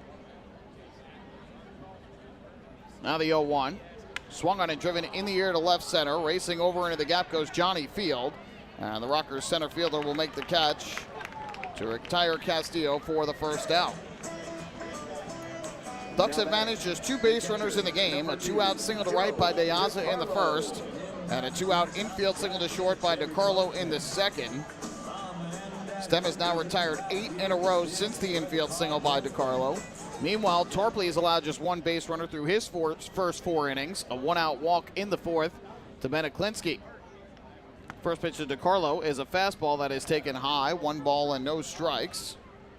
DiCarlo, the aforementioned infield single to short in the 2nd inning, but was stranded there when Vladimir Frias popped out to left. 1-0. Checked his swing, took the pitch at the knees for a called strike, 1-1. DiCarlo had the night off last night. He did go in a pinch run, though, late in the game for Romero, who reached in the 9th. DiCarlo was 0-for-4 with a run scored and a hit by pitch in the series opener on Tuesday. Here he swings and hits one on the ground on the left side, fielded by Martinez. And his throw across is in time for the out. So make it 9 in a row now for Sem. 2 down here in the 5th, and that'll bring up Vladimir Frias. And by the way, for the Ducks, they have now gone 14 consecutive innings without a run. Scored a run in the 8th inning of the series opener on Tuesday. but did not score in the ninth, did not score in all 9 innings that came to the plate yesterday, and haven't scored in the first 4 2/3 innings here today. The offense has dried up since their 10-run outburst on Tuesday night. So with 2 down and the base is empty, here's the switch hitting second baseman Vladimir Frias, who will bat from the left side. First pitch, Frias swings and hits a high pop-up in the air to shallow left center. Going out is Giovanni Alfonso. He will make the catch. Frias retired on just 1 pitch and a very quick and easy 1-2-3 inning for Craig Stem here in the top of the 5th. Ducks go in order. Stem has now retired 10 in a row.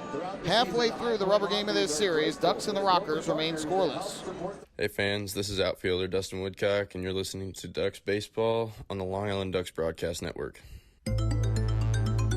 Millennium Container Service is fulfilling the needs of businesses and homes across Long Island. They provide waste and recycling services plus a variety of dumpster rental options for any project. Millennium Container Service offers convenient, on-time deliveries and pickups, as well as daily, weekly, and monthly commercial service. Need a quote? Call 516-826-5544 or visit millenniumcontainer.com. Millennium Container Service. Keep your home and business clean. Want an awesome birthday without all the hassle? Book your Kona Ice birthday party with the Ducks today. 2 brand new packages are now available, including our exclusive game room suite. Along with enjoying an exciting Ducks game, your birthday child and his or her friends will have a blast playing video games on Nintendo Switch, Xbox, and PlayStation 4 in their very own private luxury suite. Plus, they'll be treated to food, beverages, snacks, and much more. Kona Ice birthday parties with the Long Island Ducks, the party of a lifetime.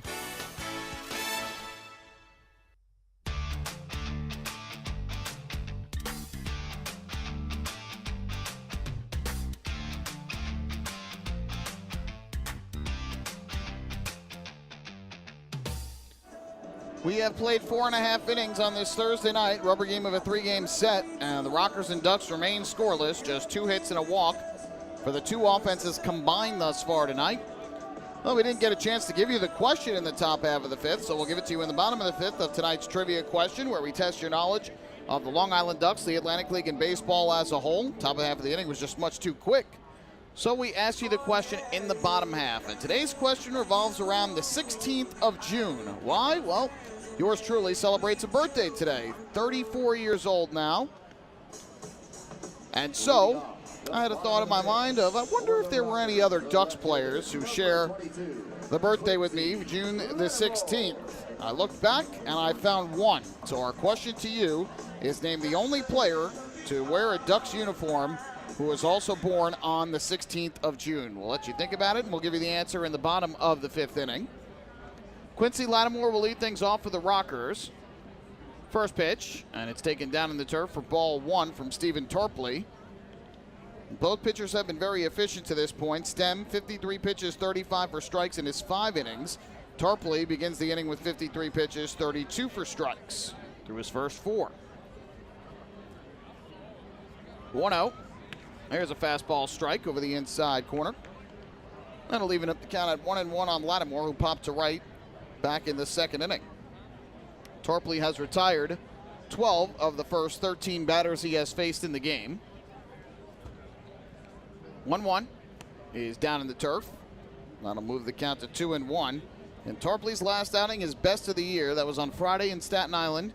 7 scoreless innings. He allowed just 2 singles, 2 walks, struck out 10, and only 2 batters reached third base against Tarpley in the game. 2-1, swing and a miss. And that'll even things up at 2-2, but Tarpley was not able to get any support from his offense. And meanwhile, the Ferry Hawks got a good performance on the mound from Anthony Rodriguez, who was able to work around 3 hits and 5 walks to pitch 5 scoreless innings. 2-2, swung on and missed, strike 3. Quincy Lattimore goes down swinging, 4th strikeout of the night for Tarpley. And there's one away here in the bottom of the 5th. The third baseman, number 19. Eric Marinez then tossed a scoreless 6th inning for Staten Island, working around back-to-back walks to lead off the inning. And then Eddie Reynoso, scoreless innings in the 7th, 8th, and 9th to set up the Ferry Hawks for the walk-off win in the bottom of the ninth against Kaiwei Lin. First pitch here is a fastball taken just below the knees, 1-0 on Michael Martinez. With 2 down and the base is empty, the Ferry Hawks put together 3 hits and a walk, including a walk-off RBI single by Junior Santana to win the game. 1-0.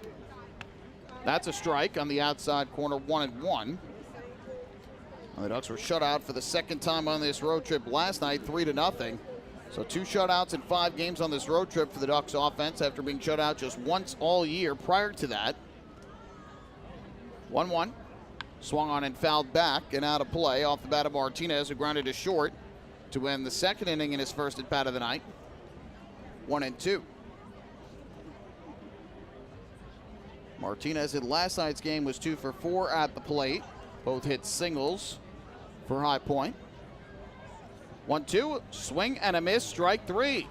Stephen Tarpley with yet another strikeout, his 5th of the night, all of which have been swinging. That's now 4 straight starts with 5 or more strikeouts for Stephen Tarpley. He has combined to allow just 5 runs, 4 earned in those outings. That's spanned 21 2/3 innings since May the 30th. He has looked superb for Long Island. So with 2 down and the base is empty, here's Johnny Field. First pitch, and that fastball taken for a strike at the knees, 0-1. Field with a fly out to right his first time up, back in the third, a can of corn for Dustin Woodcock.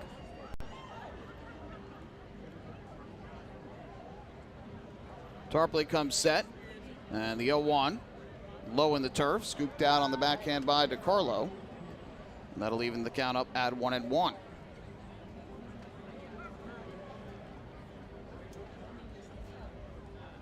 Base is empty, 2 down.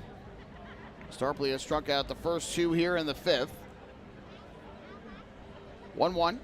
Swung on and fouled back off the top of the roof behind home plate. They added last year a giant sign behind home plate up above the roof. Actually, they might have done that in 2019 during the season, which has the High Point Rockers logo and says Truist Point. Early on in this franchise's history, they had some trouble with the sun setting behind home plate and getting in the eyes of the pitchers and fielders. 1-2. And that pitch from Tarpley just missed outside. So that'll even the count up at 2 balls and 2 strikes. On a night like tonight, though, not an issue at all with the overcast skies.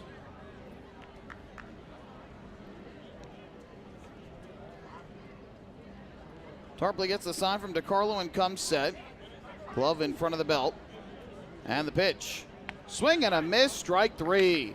A dominant 5th inning for Stephen Tarpley. He strikes out the side, all swinging. He has now struck out 4 straight batters and has 6 strikeouts over 5 scoreless innings this evening.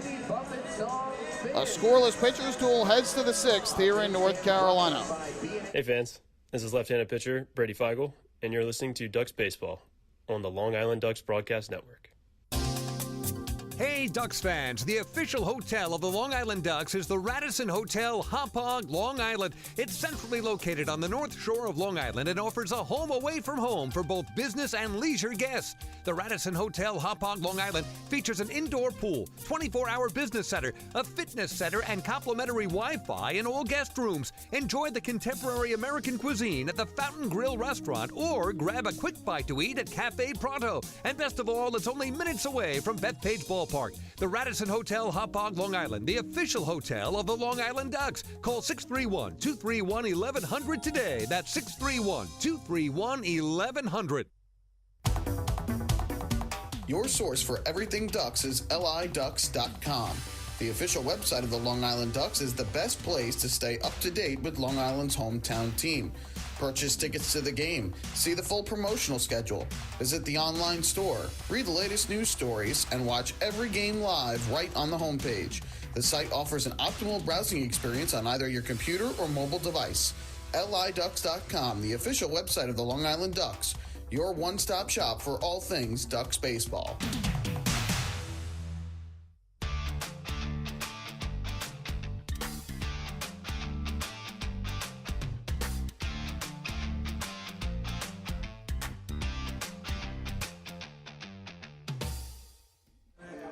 Well, as we head to the top of the 6th inning, with the Ducks and the Rockers still scoreless, it is time for the answer to our trivia question, where we tested your knowledge of the Ducks, the Atlantic League, and baseball as a whole. We asked you earlier the question, and we'll ask it again here as Dustin Woodcock comes to the plate. He takes the first pitch outside for ball 1 from Craig Stem, who is the only Duck player in franchise history to be born on June the 16th. That was our question. We'll give you the answer here in a moment. 1-0.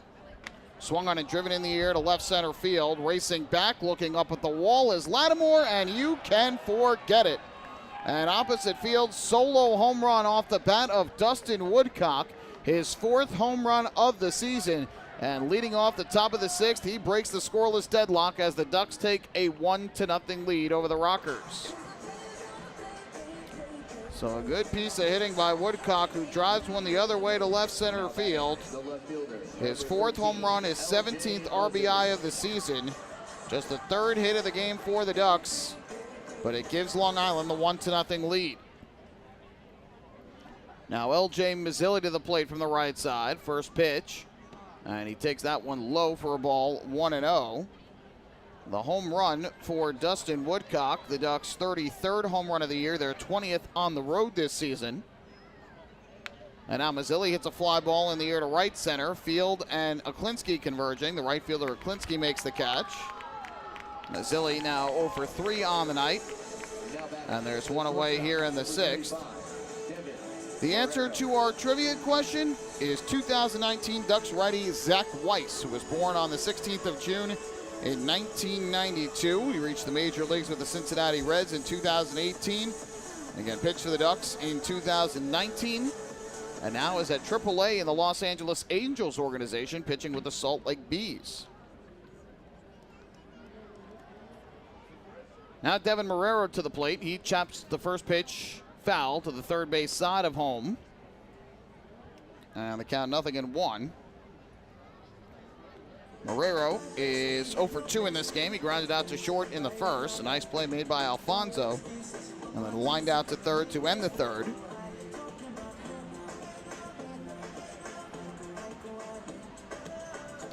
So Marrero back to the plate for the Ducks with a count of 0-1. Stem gets the sign and comes set. And the 0-1. Swung on and fouled back. And that'll move the count to 0-2. That home run, the 5th home run given up by Stem, but his first of the year since May 17th, when he allowed 4 home runs here to the Lexington Legends. No homers over 12 innings in his last 2 starts coming into tonight, as this pitch misses downstairs 1-2.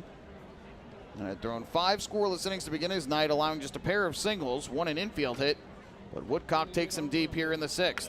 Here Marrero, a ground ball to second base for Tyler Ladendorf. Throws on a first in time for the out. Marrero now 0 for 3.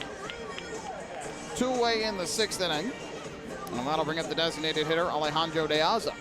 Now batting, the designated hitter, number 33, Alejandro De Aza. Well, that certainly has to feel good for Woodcock, who had been having a tough series and a tough trip overall. And was moved down to the 9 spot of the order by manager Wally Backman yesterday. He had typically been hitting in the leadoff spot for Long Island. He was 0 for 8 with a run scored in the series coming into tonight, and 5 for 26 this year against the Rockers. First pitch to De Aza misses downstairs for a ball, 1-0. De Aza singled to right with 2 down in the first, but was stranded at first, and then flied out down the right field line in the 4th. Stems 1-0. De Aza takes a fastball strike on the outside corner. And that'll even up the count at 1-1. Stem has allowed at least 2 runs in every start. He had one start where he gave up 2 runs in 6 2/3, another where he gave up 3 runs in 7 innings. Allowed 6 runs in each of his other 2 starts. Here another strike taken by De Aza. And he finds himself behind in the count here at 1-2. So Stem trying to retire 3 in a row after the leadoff home run by Woodcock.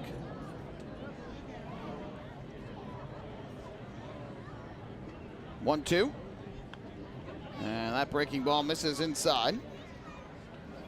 2 balls and 2 strikes now on De Aza with Sam Travis looming in the on-deck circle. Stem season high for pitches, 89. He did that in his first start on May 11th. 2-2. Checked his swing. Took the pitch downstairs. And now the count full. Stem up to 66 pitches on the night, 42 of which have been for strikes. Tarpley at 67 pitches through 5 innings.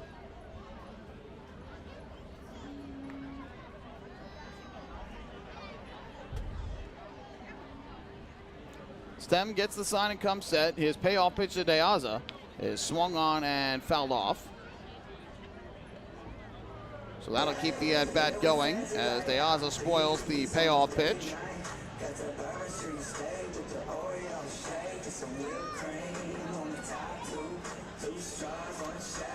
So we'll have another 3-2 pitch coming up here from Stem to De Aza. The defense somewhat shifted around towards the right side. Downs playing behind first and right near the line. And the shortstop Alfonso shaded towards the middle. Payoff pitch. De Aza takes the fastball, misses inside, and that is ball 4. First walk of the night issued by Craig Stem. As De Aza's aboard for the second time in this game, another First National Bank LI walk to first. Go first, go far. So the Ducks have a runner at first base with 2 down, their second base runner of the inning, along with the Woodcock homer. And here is Sam Travis to the plate from the right side. First pitch, Travis a swing and a foul ball back behind the plate. 0-1 the count. Travis is 0 for 2 on the night, a fly out to center and a foul fly to first. Went 1 for 4 at the plate last night after his monster game here on Tuesday when he had 2 hits, including a homer, 3 RBIs, 2 runs, and 2 walks. 0-1. That's lined towards the middle and into center field, a base hit. De Aza turns second, but will slam on the brakes there as Johnny Field fires it back in. Sam Travis with his first hit of the ball game. The Ducks' 4th hit of the night, their 2nd of the inning. And they put together a little bit of a 2-out rally here. As De Aza has walked, Travis has singled to center. And up to the plate will step Davidson Romero. For Travis, now an 8-game on-base streak. He's been red hot since returning from a lower leg injury for Long Island. First pitch to Romero. Swung on and line foul down the left field line. Romero wasting no time and no surprise going after the first pitch. Pulls it foul. And the count 0-1.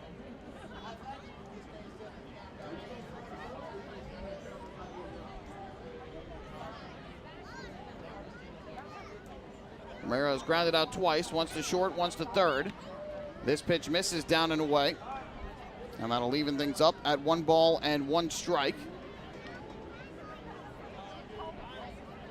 De Aza leads at second, Travis at first. De Aza the better speed.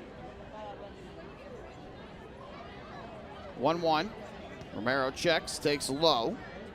Good eye by the Ducks third baseman, and he's worked the count in his favor at 2-1.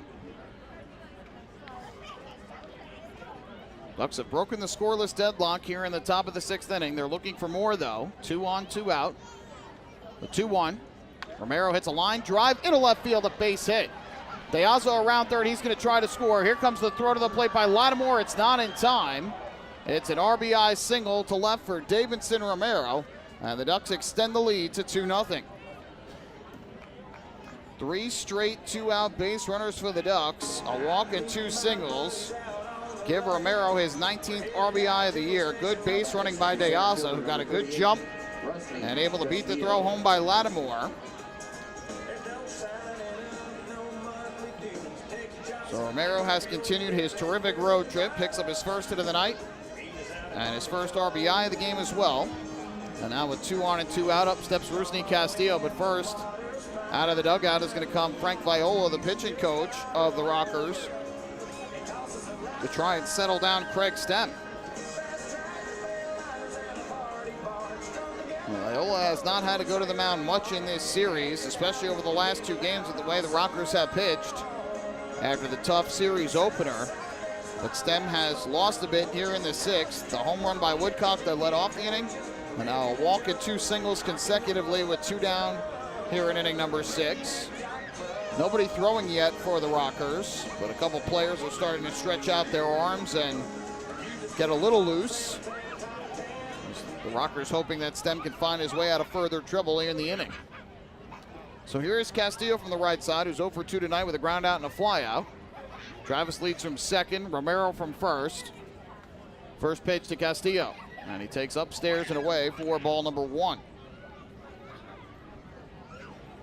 Last night, Castillo was 0 for 3 at the plate, but he did draw a walk, which extended his on-base streak. It's up to 14 straight games coming in. Here he takes another pitch up and out of the zone. And it's quickly 2 balls and no strikes, and that is going to get the Rockers bullpen working. Jonathan Crawford, a righty, will get up and moving. Stem gets the sign. Here is the 2-0. Castillo swings away, fouls it back, up and out of play. And that'll move it to 2-1. Like Travis, Castillo had 2 hits, including a homer. He also doubled, 3 RBIs, 2 runs, and 2 walks on Tuesday night in the 10-5 Ducks win. 2-1 pitch. Castillo takes. That's out of the zone low. And now Castillo with a good hitter's count at 3 balls and 1 strike. Another out of the zone would load him up for Joe DiCarlo, who waits on deck. Runners take their leads. Stem comes set. The 3-1. Castillo swings away and lifts this one in the air to shallow center. Out goes Alfonso, and the Rocker shortstop makes the catch. That'll retire the side here in the 6th.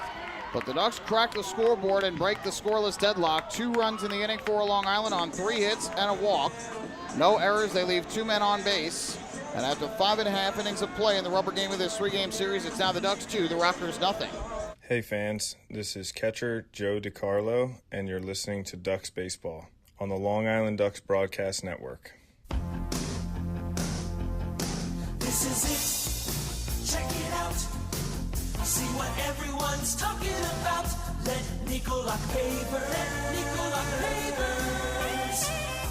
Pave your way. Bring your outdoor living dreams to life. Visit Nicolak's Outdoor Design Center at 200 Henry Street in Lindenhurst and see thousands of square feet of pavers, retaining walls, fire pits, and outdoor living accents on display. Only Nicolak paving stones are made with Paver Shield technology for more vibrant color options than anyone else. Visit Nicolak.com to request a free sample or their Outdoor Design Center at 200 Henry Street in Lindenhurst. Nicolak. Ask for it by name. You'll see the difference. Visit Nicolak.com. That's Nicolak.com. Let Nicolak paver. Let Nicolak pavers. Pave your way. Pave your way.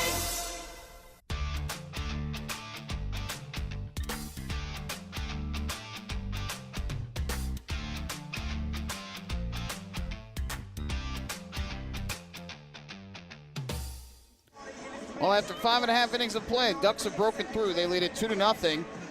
As we go to the bottom of the 6th, a solo home run by Dustin Woodcock and an RBI single by Davidson Romero, getting the Ducks on the scoreboard in support of starter Stephen Tarpley. He's got to be happy with that. Tarpley got no runs of support in his last outing, which was the 1-0 loss to Staten Island on Friday night. And Tarpley has also gotten just 3 runs of support over his last 3 starts, 3 runs combined, and only 1 of those runs have scored while he was on the mound. So a bit of a sigh of relief to see Tarpley get 2 runs of support in the 6th, but still a lot of work to be done. We go to the bottom half of the 6th inning, and Tarpley back to the hill after the long wait in the dugout. He'll face 8, 9, and 1 in the order: Mike Galino, Giovanni Alfonso, and Tyler Ladendorf. First pitch to Galino, and he takes a fastball that is a called strike. 0-1. Galino struck out swinging in the 3rd. Tarpley has 6 strikeouts on the night, all swinging, including 4 in a row. 0-1. Galino chops one on the ground towards the middle of the infield. Frias fields the off-balance throw to first, and it pulls Sam Travis off the bag. So safe at first is going to be Galino. We'll see how they score that one. Not an easy play for Frias, ranging up the middle and throwing across his body, but an accurate throw would have had him. Instead, the Rockers have the leadoff man on in the 6th inning. Now batting, the shortstop, number 1, Giovanni Alfonso. So that'll bring up Giovanni Alfonso to the plate. They have put a hit up on the scoreboard in right. And so that ends the no-hit bid after 5 innings from Tarpley. First pitch to Alfonso. Swings and fouls one off to the first base side for strike 1. Alfonso a ground out to first his first time up. That came back in the 3rd inning. So Galino with the first hit of the game for High Point, and a tough break for Tarpley. I think that's probably the right call. Although it doesn't matter what I think. The 0-1, and that misses down and away, 1-1.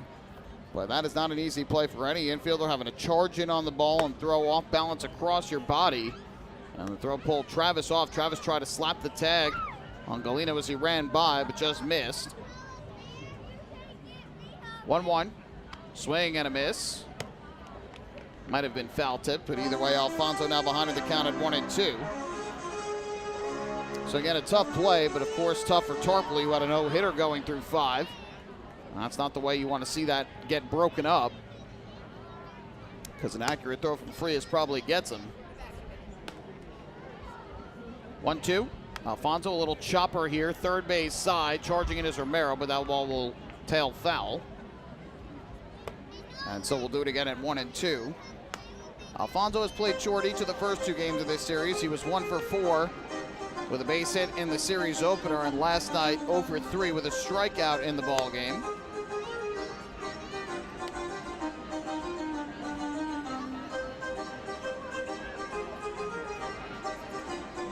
Galino, not really a speed threat. No steals, has not been caught stealing this year. Meanwhile, Jonathan Crawford continuing to get loose in the bullpen for High Point, so it looks like Craig Stem's night is done after 6 innings of 2-run ball. 1-2. Alfonso hits one foul again to the third base side.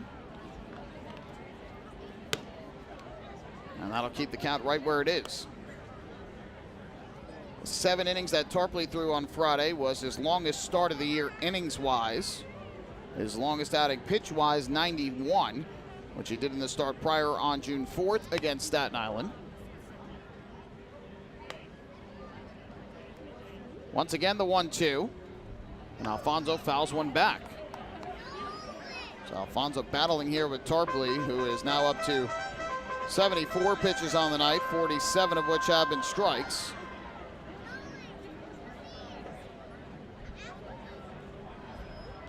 Trying to drive up the left-hander's pitch count and get him out of the game as quickly as they can with the way he has thrown the ball this evening.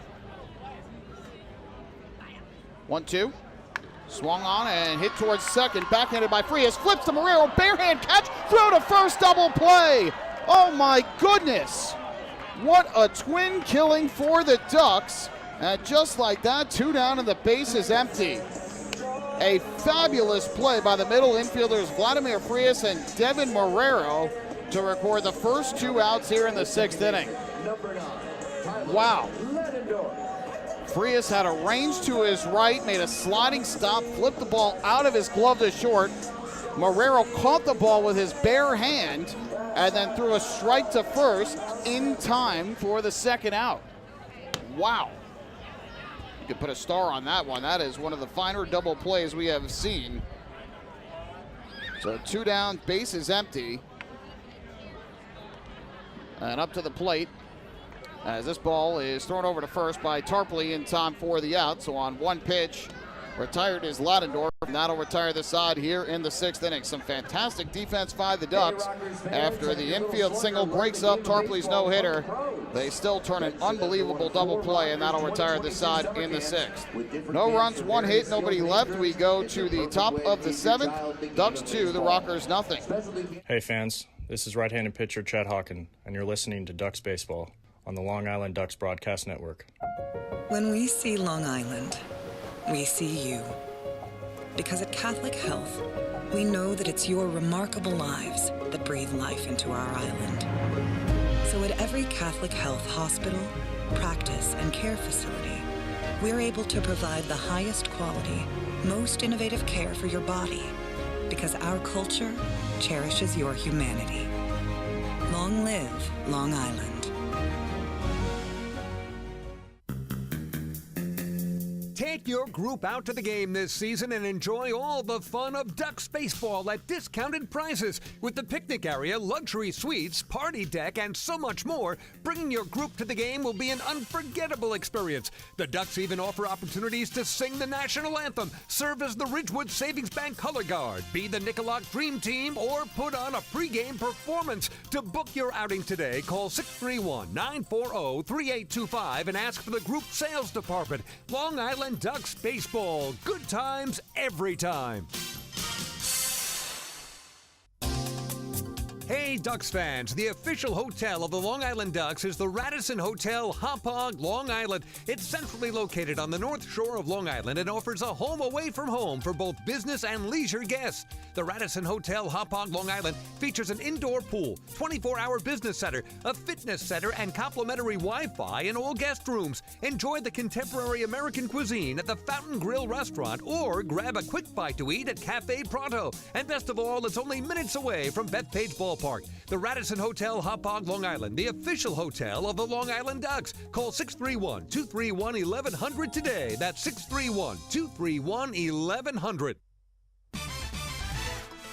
Hey kids, are you looking for even more fun when you come out to a Long Island Ducks game? Then be sure to head over to the Ducks Fun Zone. It's located on the main concourse down the right field line. There you'll find 3 fun-filled inflatables, including the ducktail slide, the bounce house, and an obstacle course. Enjoy unlimited access to all 3 inflatables for just $5 every game.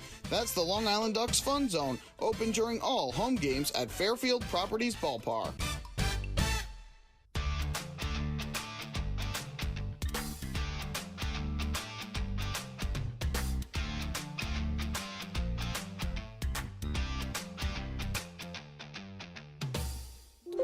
A spectacular double play turned by the Long Island Ducks in the bottom half of the 6th inning. Helped Stephen Tarpley work around the leadoff infield single that broke up the no-hitter. We go to the 7th, the Ducks leading 2-0. Jonathan Crawford is into the game. And the first pitch here to Joe DiCarlo is taken upstairs for a ball, 1-0.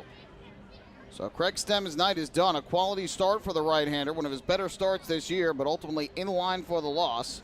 Allowed 5 hits and 2 runs, both earned over his 6 innings of work. Walked 1 and struck out 1.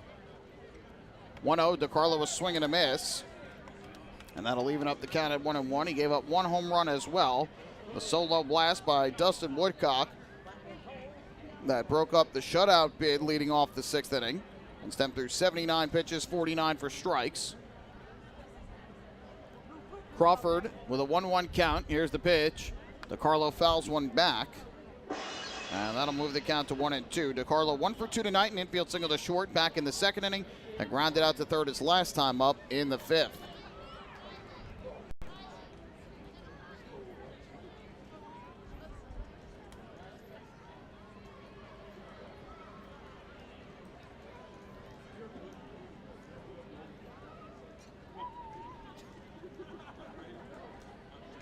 Pitch on the way, misses downstairs for a ball to DiCarlo.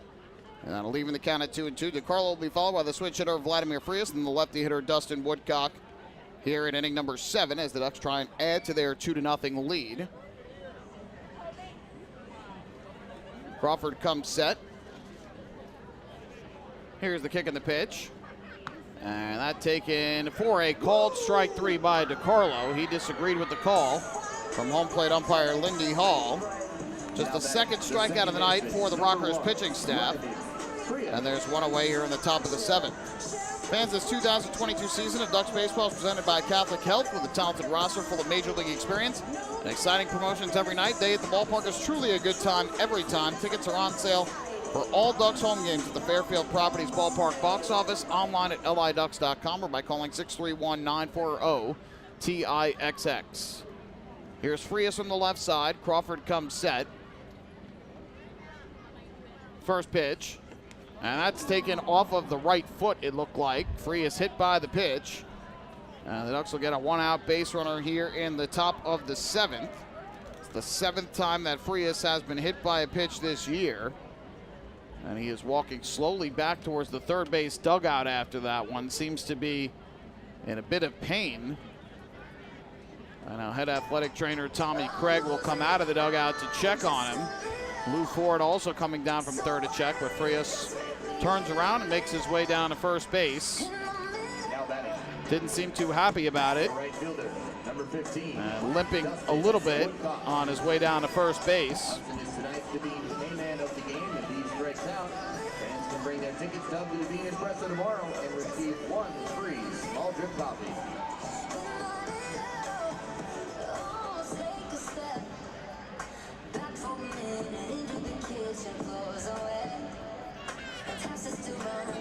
So it'll be 1 on, 1 out for the Ducks. Frias still looks a bit shaken up over at first base. But it looks like he is going to stay in this game for Long Island. It's the 7th time he's been hit by a pitch this year. I believe that is tops among all Ducks players. And indeed it is. Ducks have been hit a league low 21 times this season. First pitch taken for a strike, 0-1 on Woodcock, who drove a pitch the other way to left center. Leading off the 6th inning and cleared the fence for a solo homer, his 4th of the season. I believe that was his 2nd on the road. 0-1. Takes downstairs this time from Crawford, 1-1. Crawford has pitched in 18 games to the Rockers, no record of 3.18 ERA. He has 3 holds on the season.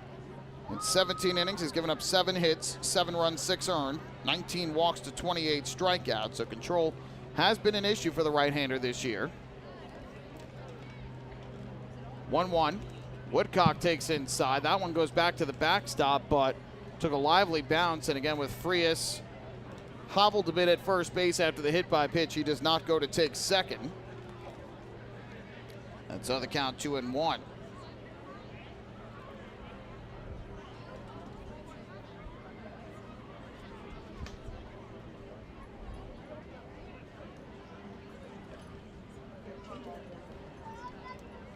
Crawford looks in for the sign and comes set. 2-1 pitch coming up to Woodcock. He fires home, and Woodcock swings away and taps it into the ground foul, first base side, out in front of the offering from the right-hander. So the count even up at 2-2 on Woodcock. Last night he was 0 for 2 with a walk in the ball game. 0 for 6 with a run scored in the series opener. He was the only Duck to not reach base safely in that first game of the series. Frias bluffs at first. Woodcock checks his swing on a pitch down in the turf. They appeal, and no swing, says tonight's third base umpire, Owen Ballard.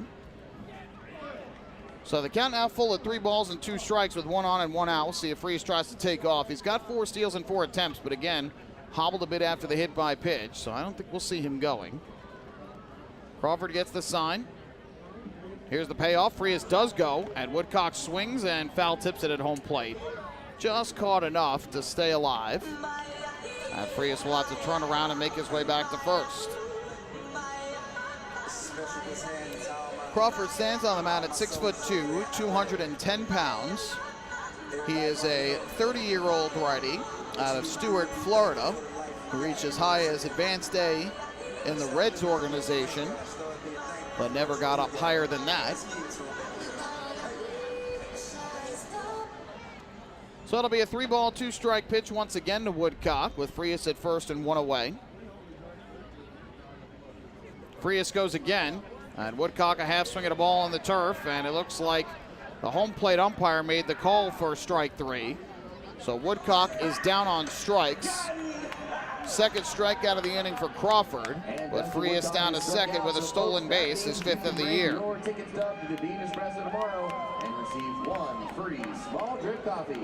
So that's the 2nd out of the inning. For the Rockers, the 3rd strikeout among their pitching staff. 2 down, runner at second. Back to the top of the order we go for L.J. Mazzilli. The left fielder, number 13, L.J. Mazzilli. Well, it has been a tough season for Mazzilli overall. He has reached base safely in 18 games in a row, believe it or not, but the average is right around the 250 mark during that on-base streak, so he hasn't necessarily been tearing the cover off the ball.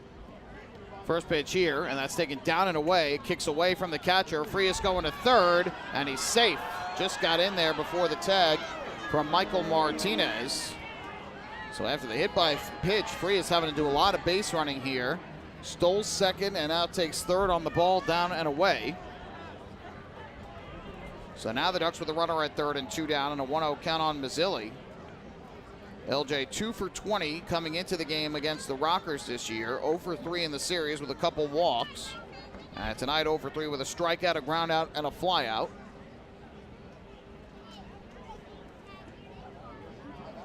.1-0 pitch. Checked his swing. Took it down and away. And now LJ Mazzilli with a good hitter's count at 2 balls and no strikes.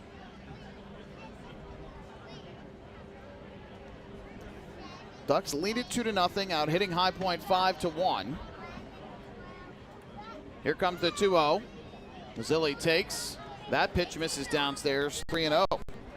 We were going to talk about this earlier, never got a chance to, but Craig Stem, the last time he faced the Ducks on this field was in Game 2 of the Liberty Division Championship Series in 2019. He took the loss in that game as the Ducks won it 8-1. Mazzilli homered off him in that one. Here, Mazzilli takes all the way at 3-0 and takes a strike just on the outside corner, 3-1. Mazzilli hit a 2-run home run in the 6th inning off of Stem. That extended the Ducks' lead to 5-1. They went on to win 8-1. They held High Point to just 2 hits in the game behind a great start from Vin Mazzaro. 3-1. Mazzilli swings, lines one down the right field line, foul, and into the crowd. And fortunately, that just missed hitting a fan who was buried in her phone. I know today, with technology and everything, fans love to look at their smartphones. I'm guilty of it myself, but when you're at a baseball game, especially one here where all the seats are close to the action, you've got to pay attention. Fortunate that didn't hit her. Payoff pitch to Mazzilli, and he will swing and chop one on the ground as short. Charging in is Alfonso. His throw to first, and it is in time to retire Mazzilli for the final out of the inning. So LJ grounds out to short. That'll retire the side here in the 7th. No runs for the Ducks, no hits, a hit batter, and 1 man left on base. Time to stretch here at Truist Point. Ducks 2 and the Rockers nothing. Hey fans, this is outfielder Alejandro de Asa, and you are listening to Duck Baseball on the Long Island Duck Broadcast Network. Sayville Ford, the no-fees dealer, has been family-owned and operated for 65 years. Visit their spacious showroom to choose from a giant inventory of new, pre-owned, and commercial vehicles with a free 10-year, 100,000-mile powertrain limited warranty included. Some exclusions apply. Plus, they offer top dollar for trades, and their service department is open until 1 a.m. on weekdays. Sayville Ford, Long Island's Ford giant, is conveniently located off exit 50 on Sunrise Highway, or visit SayvilleFord.com for more information. Morning, Dan. How was your weekend? Oh, it was awesome. I took my family to a Ducks game and had a blast. The seats were great. We ate a ton of food, and the Ducks won. They even had amazing fireworks. Oh, yeah. They got a good thing going on there. I took friends to Thirsty Thursday a couple weeks ago and had too much fun. They should totally use us in one of their radio spots. You mean like the one we're doing right now? Sure, that works. Ducks Baseball. Good times every time. Get tickets at liducks.com.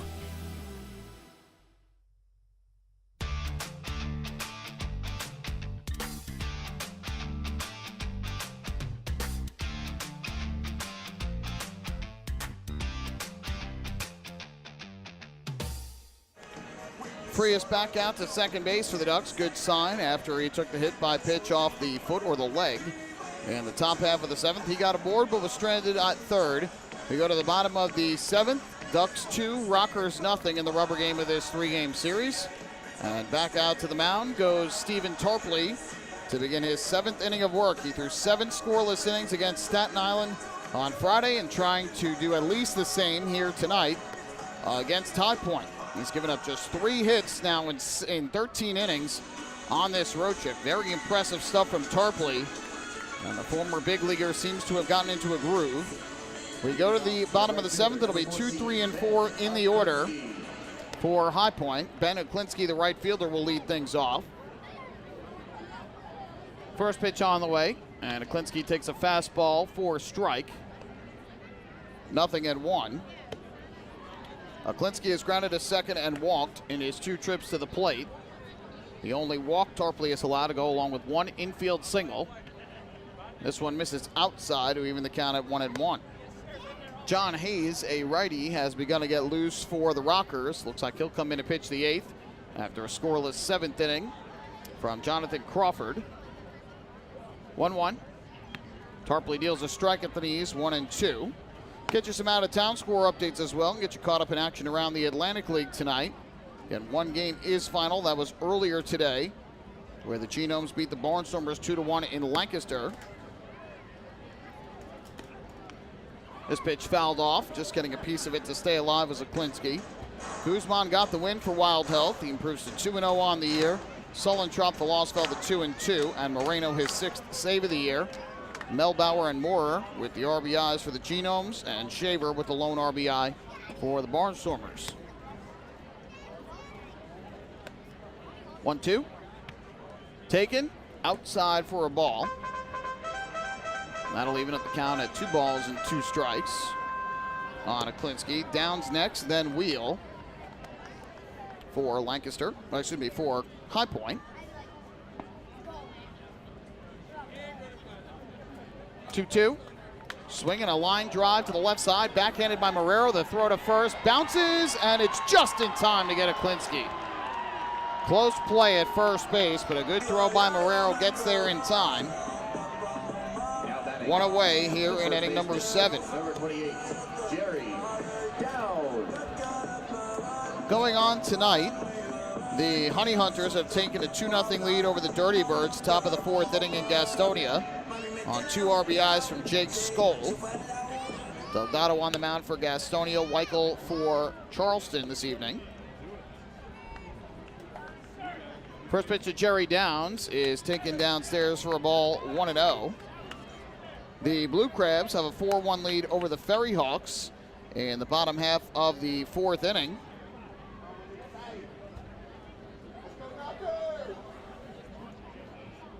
(1-0). And that pitch misses downstairs again. 2 balls and no strikes on Downs, who was lined to short and grounded out to second base.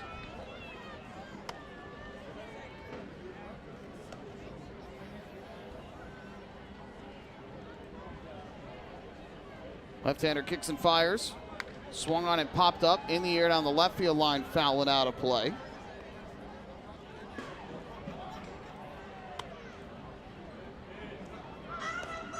Kelsey Whitmore starting in left field tonight for the Ferry Hawks.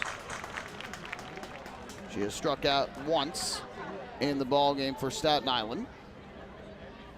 2-1 is fouled back behind the plate. Evens the count. Jared Walker, his 11th home run of the season for Southern Maryland. He's driven in 2. Angel Aguilar, his 9th home run of the season to lead the Ferry Hawks.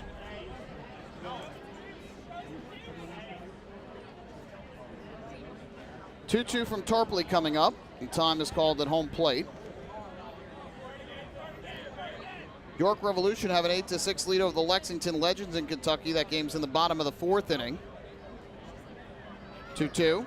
Downs a swing and a miss, strike 3. Out in front of the breaking ball from Tarpley, who picks up his 7th strikeout of the night, all of them swinging. 2 away here in the 7th. Well, that'll bring up Xander Wheel. York tonight with home runs from Carlos Franco, his 18th, Connor Lean, his 5th. For Lexington, Isaias Tejeda with his 3rd of the year. So that's a look at the out-of-town scores in the Atlantic League on this Thursday night. First pitch from Tarpley to Wheel. Swung on and grounded to the left side. Devin Marrero fields. His throw to first again bounced, but it is there in time for the out. Stephen Tarpley with another 1-2-3 inning here in inning number 7. And he has thrown 7 scoreless innings in back-to-back starts here on the road trip for Long Island. This game goes to the 8th. The Ducks 2, the Rockers, nothing. Hey fan, this is pitcher Anderson De Leon, and you're listening to Duck Baseball on Long Island Ducks Broadcast Network. Last night I told my husband, baby, I'm ready to grow. And he said, are we having a baby? I said, no, but I do want to expand our business. So First National Bank of Long Island really delivered. At First National, we offer competitive rates in the financing you need and access to expert local lenders. We also underwrite and service every loan. Let's connect at fnbli.com. First National. Go first. Go far. The First National Bank of Long Island, member FDIC, equal opportunity lender, equal housing lender. Loan subject to credit approval. The Waddle Inn Shop is your home for everything Ducks baseball. The team store is full of official Long Island Ducks merchandise, great gifts, hard-to-find memorabilia, team apparel, and so much more. You can even get your favorite name and number put on the back of your very own Ducks jersey. Celebrate Waddle Inn Wednesday as well, with exclusive deals in-store during every Wednesday home game. Visit the Waddle Inn Shop today at Fairfield Properties Ballpark or shop online anytime at liducks.com.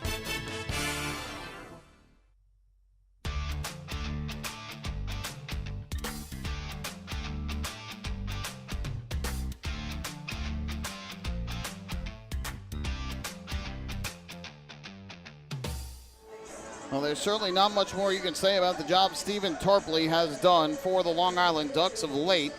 7 innings, 2 hits, no runs, 2 walks, 10 strikeouts on Friday night. He has allowed just 1 hit and 1 walk and has struck out 7 through 7 scoreless innings again here tonight.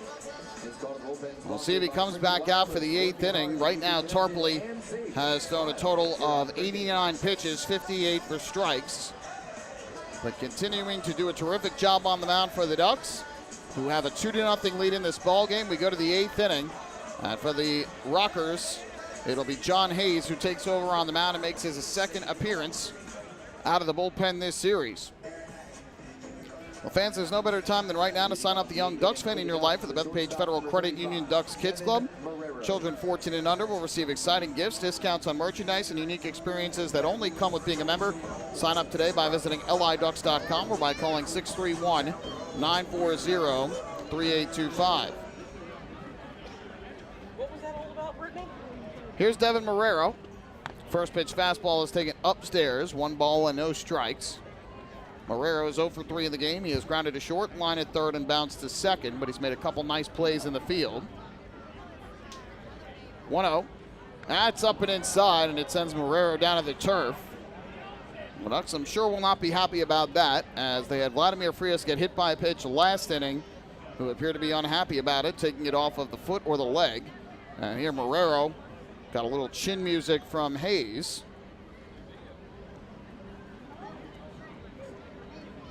So the Rocker righty behind in the count at 2-0.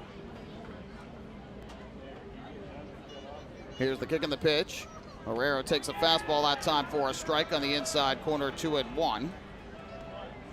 Marrero last night was 0 for 3 with a walk, hitting in the 2 spot of the order for the first time this year. He was 1 for 4 with a base hit, an RBI, and a run scored in the series opener. The 1 hit, a bunt single. Also picked up his 6th sac fly of the season on Tuesday. 2-2 the count now on Marrero with Deaza and Travis to follow. Hayes comes set, the pitch. Marrero, a check swing, or did that hit him? It hit him. Or no, they're going to say that he went around on it. They're asking the first base umpire, Calvin Baker, and now the umpires are going to get together to discuss. Well, Devin Marrero, first of all, is hurt. That pitch looked like it caught him near the right hand, and he is in some serious pain along the third base side. And I think what home plate umpire Lindy Hall wanted to do was to talk things over with Calvin Baker, the first base umpire, to see whether or not the batter Marrero had swung at it. Because if he had swung and was hit by the pitch, it would just be a strike. It would not be a foul, a hit by pitch. And so Jamie Keefe has come out now and is arguing with Calvin Baker about it. Baker wanted to talk things over with the home plate umpire to make sure that they were on the same page as to what happened. But Jamie Keefe is saying that Marrero had swung at it and therefore it should not be a hit by pitch.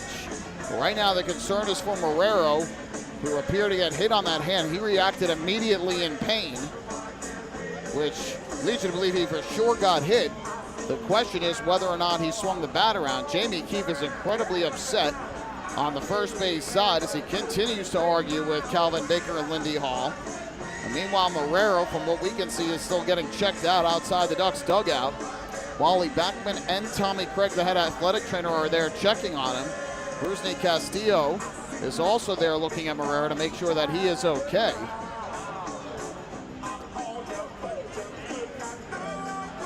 That's going to be notable if he has to come out of the game. Ducks do not really have on their bench a middle infielder. They have Jake Zarello, who is a catcher and first baseman, and I think can play some outfield too. Rob Weishire, who's a first baseman and outfielder. Johnny Turbo is an outfielder. Lou Ford, a DH, an outfielder, and Austin Rye, the backup catcher. If they needed to, they could tinker around and move some guys around in the infield. I think what you would probably see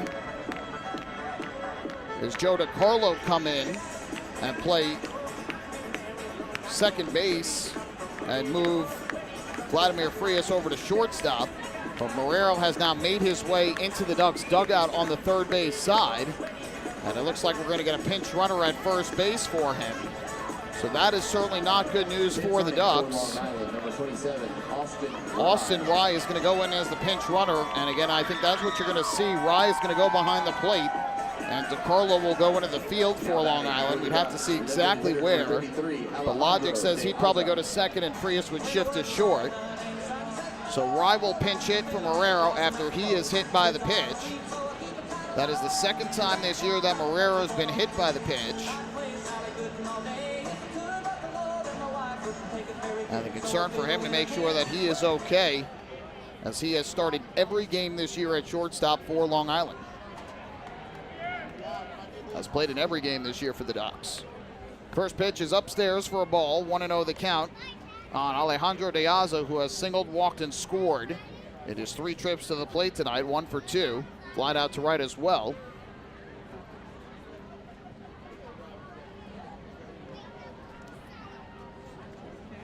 Hayes is 1-0. Swung on and lifted in the air to right field. Shallow. Racing in is Ben Aklinski. And he'll make the running catch to retire De Aza for the first out. Now batting, the first baseman, number 26, Sam Travis. For John Hayes, that was the second batter he has hit this year. He comes in 2-1 with a 6.06 ERA in 15 relief appearances. 17 hits in 16 and a third innings. 13 runs, 11 earned. He has walked 5 and struck out 15. So now 1 out and 1 on for Long Island. Up will step Sam Travis from the right side. First pitch, and that is taken low for ball 1. Travis is 1 for 3 in the game. He singled to center his last time up in the 6th. Prior to that, a fly out to center and a foul fly to first.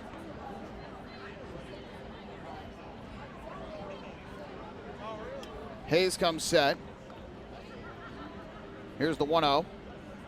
Fastball misses up high, 2-0. Rye this year has stolen 2 bases and has been caught stealing twice. Not really a speed threat. We'll see if he tries to take off at any point. He's held on at first by Jerry Downs. 2-0. Travis swings, pops one in the air. Behind first base, backing up is Jerry Downs. He'll make the catch. In fair territory for the second out. Second time that Travis has popped out to first. So Hayes has recorded back-to-back outs after the hit by pitch of Marrero. With 2 away, that'll leave it up to Davidson Romero.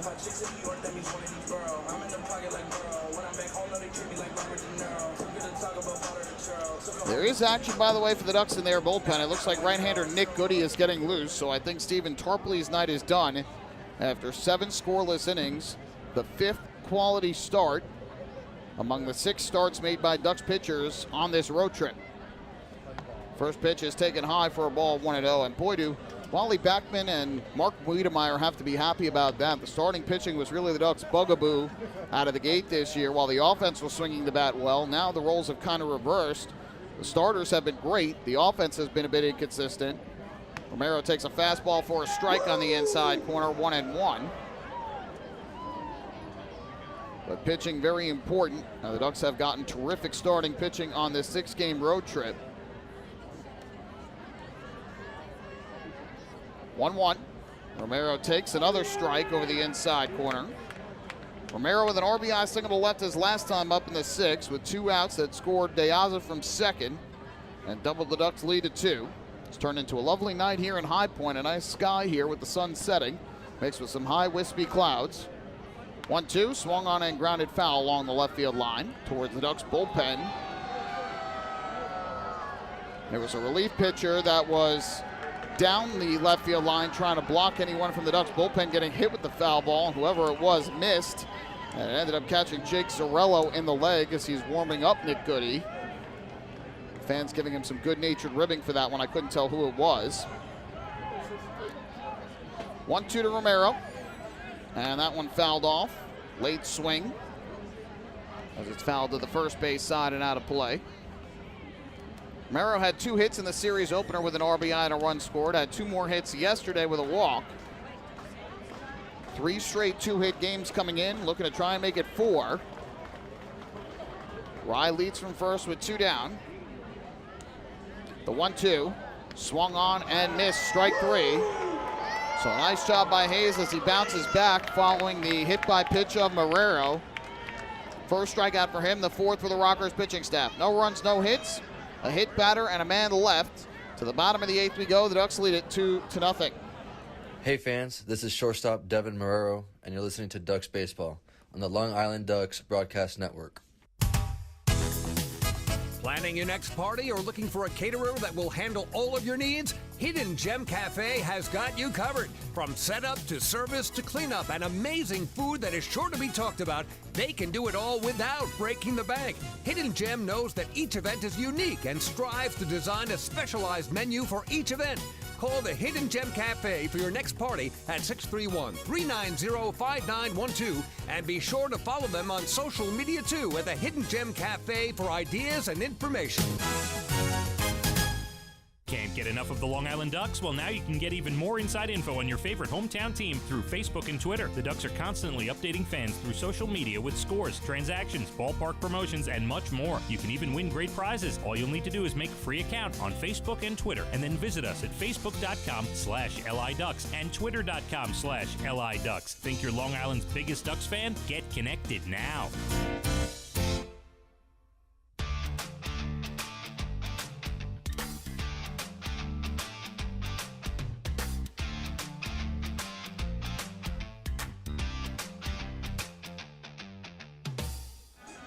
Two 2-0 Ducks. We make our way to the bottom of the 8th. Now the Ducks with some defensive changes here as expected.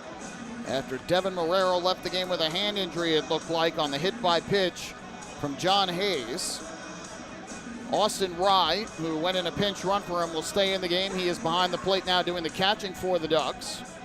Joe DiCarlo has moved from behind the plate out to second base, in the spot where Vladimir Frias was. And Frias has shifted over to shortstop where Marrero was playing. So now on the infield, you have Davidson Romero at third, Vladimir Frias at short, where we had seen him throughout the course of his Ducks career until this year. He's been playing second base pretty much every game this season. Joe DiCarlo at second base for Long Island. And Sam Travis at first. Austin Rye now doing the catching behind home plate. So 3 changes on the infield. And meanwhile, we also have what looks to be a change on the mound. No, we don't. I'm sorry. Stephen Tarpley is back out there. I thought Nick Goody was coming in, but Stephen Tarpley has gone back out there to pitch here in the 8th inning. Goody had been warming up throughout the course of the top of the 8th, but Tarpley back to the hill for Long Island. First pitch, Quincy Lattimore takes just below the knees for ball 1. So Tarpley goes back to the hill, having to this point thrown 89 pitches in the game. 1-0, swung on and lifted high in the air to right, well hit. Back into the corner goes Dustin Woodcock, and he will make the running catch. for the first out in the inning. Now batting the third. Lattimore retired for the third time tonight. 2 flyouts and a strikeout. 1 away, and that'll bring up the third baseman, Michael Martinez. Never finished up the out-of-town scores for you. Rays have a 1-0 lead over the Yankees now in the bottom of the 6th in the Bronx, and a home run from Mejia, his 3rd of the year. Rays trying to avoid a sweep at the hands of their division rivals. First pitch to Martinez, swung on, and that's hit right back to the mound. Tarpley makes the play on a hop and flips over to first for the out. So 2 in a row here in the inning, retired by Tarpley. He has now retired a total of 7 batters in a row since the infield single by Galino that began the 6th. Now with 2 away, that'll leave it up to the center fielder, Johnny Field. Mets trail the Brewers 4-1 in the 4th inning. Tyler McGill knocked out after 3 1/3 innings. Christian Yelich's 7th home run of the season for the Brewers. Jeff McNeil with the lone RBI for the Mets. First pitch on the way to Johnny Field is a fastball taken on the inside corner for a strike. And the count 0-1. Field is 0 for 2, a fly out to right and a strikeout swinging in his 2 trips to the plate.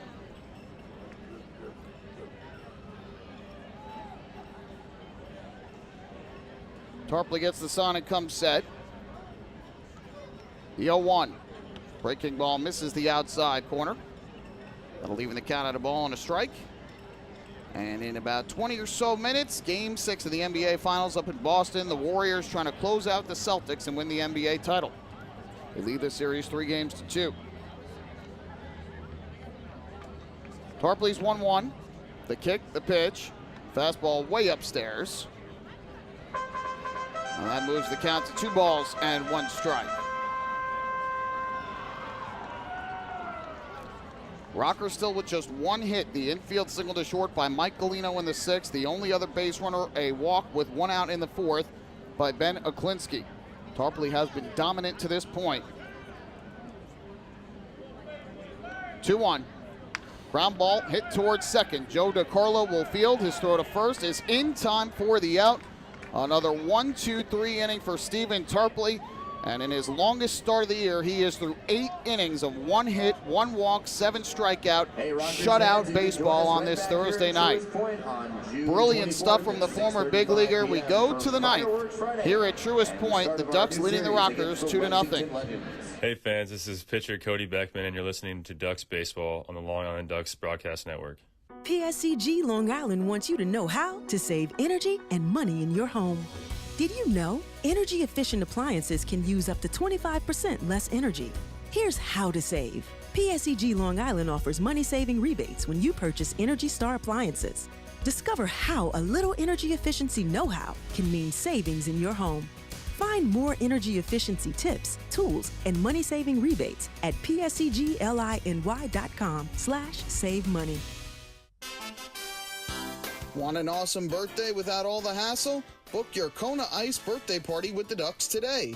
2 brand new packages are now available, including our exclusive game room suite. Along with an exciting Ducks game, your birthday child and his or her friends will have a blast playing video games on Nintendo Switch, Xbox, and PlayStation 4 in their very own private luxury suite. Plus, they'll be treated to food, beverages, snacks, and much more. Kona Ice birthday parties with the Long Island Ducks, the party of a lifetime.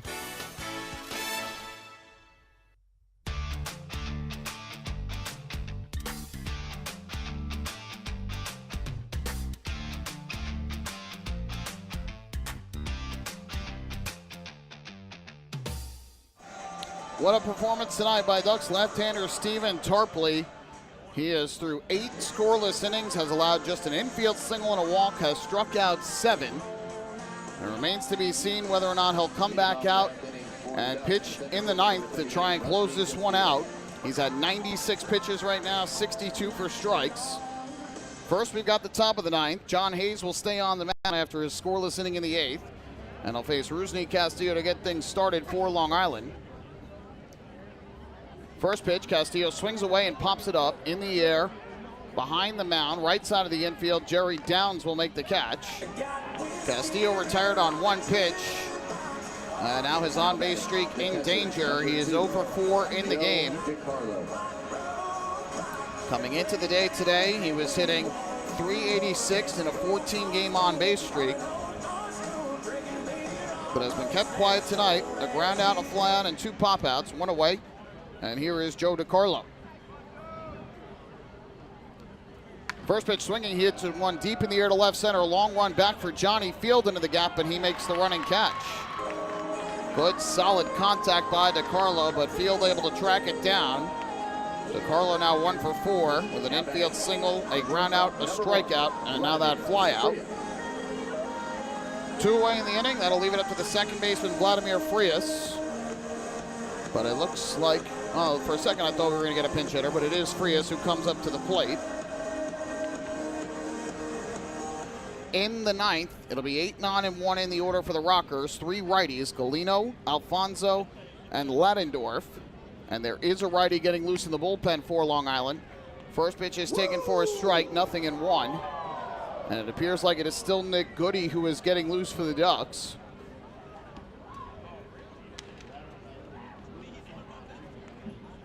Oh, 1 coming up from Hayes to Frias, who tonight is 0 for 2 with a hit by pitch. Got hit on the foot or the leg back in the 7th. Was shaken up but stayed in the game.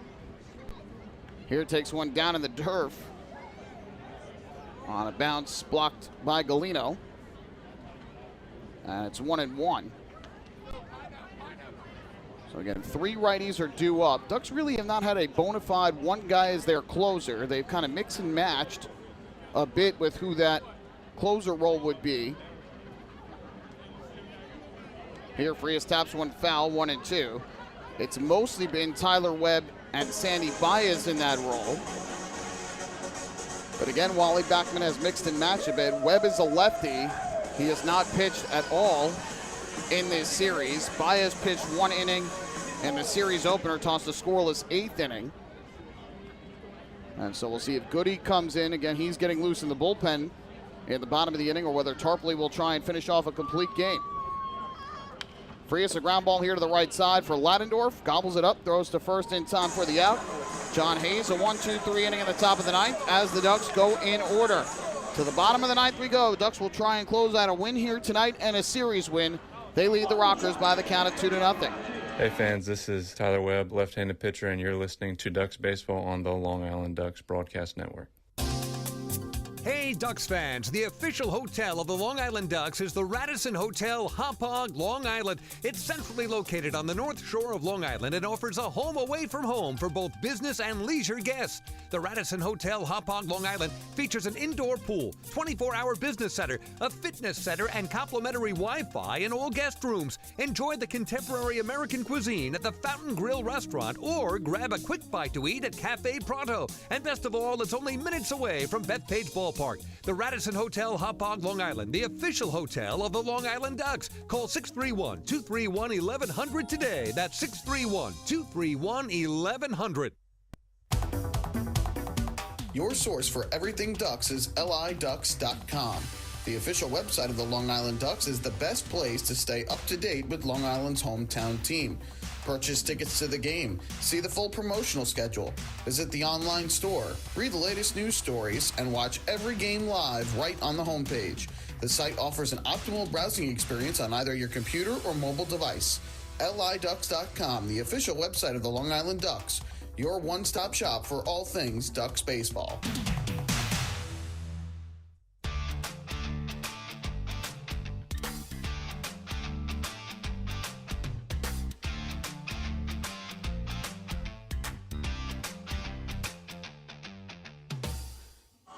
Bottom of the 9th coming up. Rubber game of this 3-game series at Truist Point in High Point, North Carolina. The Long Island Ducks lead it 2-0. Out hitting the Rockers 5-1. Neither side has made an error in this game. And Stephen Tarpley's night is done tonight. 8 shutout innings, his longest start of the year innings-wise at 8 innings, and pitch-wise at 96 pitches. Brilliant performance. He has now tossed 15 scoreless innings on this road trip, giving up 3 hits, 3 walks, and striking out 17. He has been elite, but it'll be the right-hander Nick Goody who takes over trying to close this one out, and he'll be facing 8, 9, and 1 in the order for the Rockers, Galino, Alfonso, and Ladendorf. First pitch from Goody is a fastball that misses upstairs for ball 1. Goody bidding for his first save of the season with Long Island. He had 2 saves in Mexico with Monclova earlier this year. 1-0 is a fastball strike over the inside corner, 1-1. He was 2-1 with a 2.48 with Monclova, 2.40 ERA in 14 games with Monclova, had 4 holds and 2 saves. Thus far with the Ducks, has a 4.50 ERA in 4 games, 0-1, allowing 2 runs in 4 innings. Golino takes a fastball, that's another strike, belt high over the inside corner. And Goody ahead in the count at 1-2. Golino, an infield single to short in the 6th, the only hit of the ball game to this point for the Rockers. Struck out swinging his first time up back in the 3rd.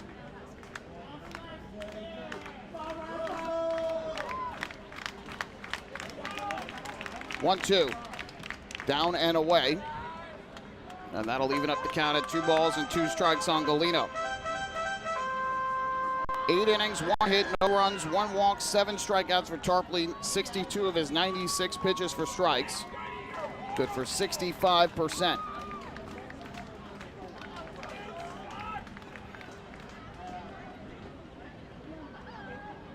Two-two. Swing and a foul ball. Just getting a piece of it, Golino, as he fouls it back behind the plate. So we'll do it again at 2-2.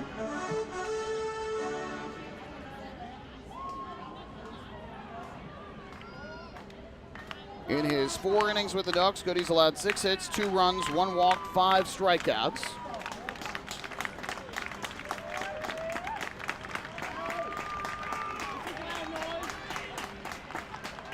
Once again, the 2-2. Goody deals. Golino takes a fastball, called strike 3.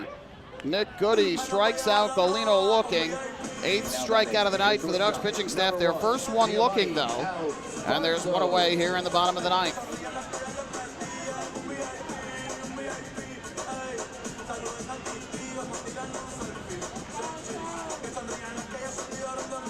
So with 1 down and the bases empty, that'll bring up the shortstop Giovanni Alfonso to the plate, who is 0 for 2 on the night. First pitch from Goody. Half swing by Alfonso. He went around for strike 1. Nick Goody had 1 save in the big leagues. It came with the Texas Rangers in 2020 out of his 17 appearances. 21 saves in his minor league career coming into the ballgame today. As we mentioned, 2 earlier this year in Mexico. The 0-1 is downstairs. 1-1 on Alfonso, who grounded out to first base in the 3rd inning, and then hit into that beautifully turned 4-6-3 double play by the Ducks in the 6th, where Frias slid to his right, fielded it, flipped it out of his glove to Marrero, who caught it with the bare hand at second, and threw a strike to first for out number 2. That was the last time the Rockers had a runner on the bases. 1-1. Alfonso fouls one back up and out of play. And that'll move the count to 1-2. Tarpley retired the first 10 batters he faced here tonight before allowing the 1-out walk in the 4th to Waklinski. Retired the next 5, 4 on strikeouts. Allowed the leadoff infield single to Golino in the 6th, and then retired the final 8 batters he faced, recording 9 outs in the process.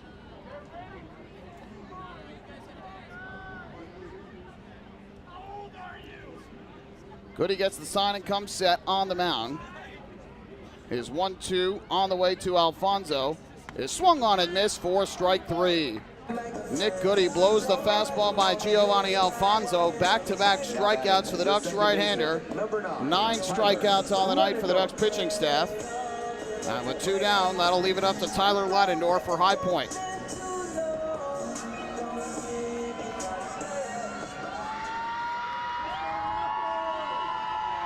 Rockers fans trying to make some noise here to will their team back. With 2 down and the base is empty, here is Ladendorf, who is 0 for 3 on the night with a strikeout and 2 groundouts. First pitch from Goody. Ladendorf takes a fastball for a strike, and the count 0-1. Ladendorf struck out swinging to begin the bottom of the 1st inning, grounded out to 3rd to lead off the 4th, and grounded out to the mound to end the 6th.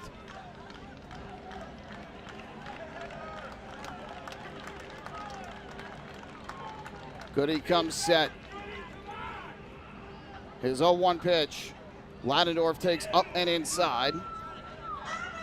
And that'll even up the count at 1 ball and 1 strike.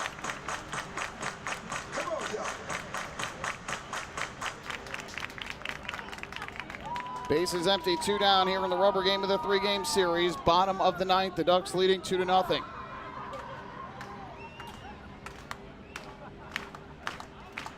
One. Swing and a miss by Ladendorf. And now Goody ahead in the count at 1 ball and 2 strikes, and the Ducks 1 strike, 3 away.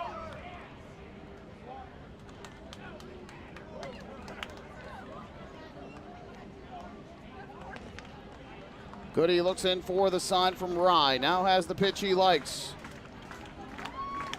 1-2 pitch on the way. Is a breaking ball low and outside. Try to get Ladendorf to chase. He would not. And the count now even at 2-2.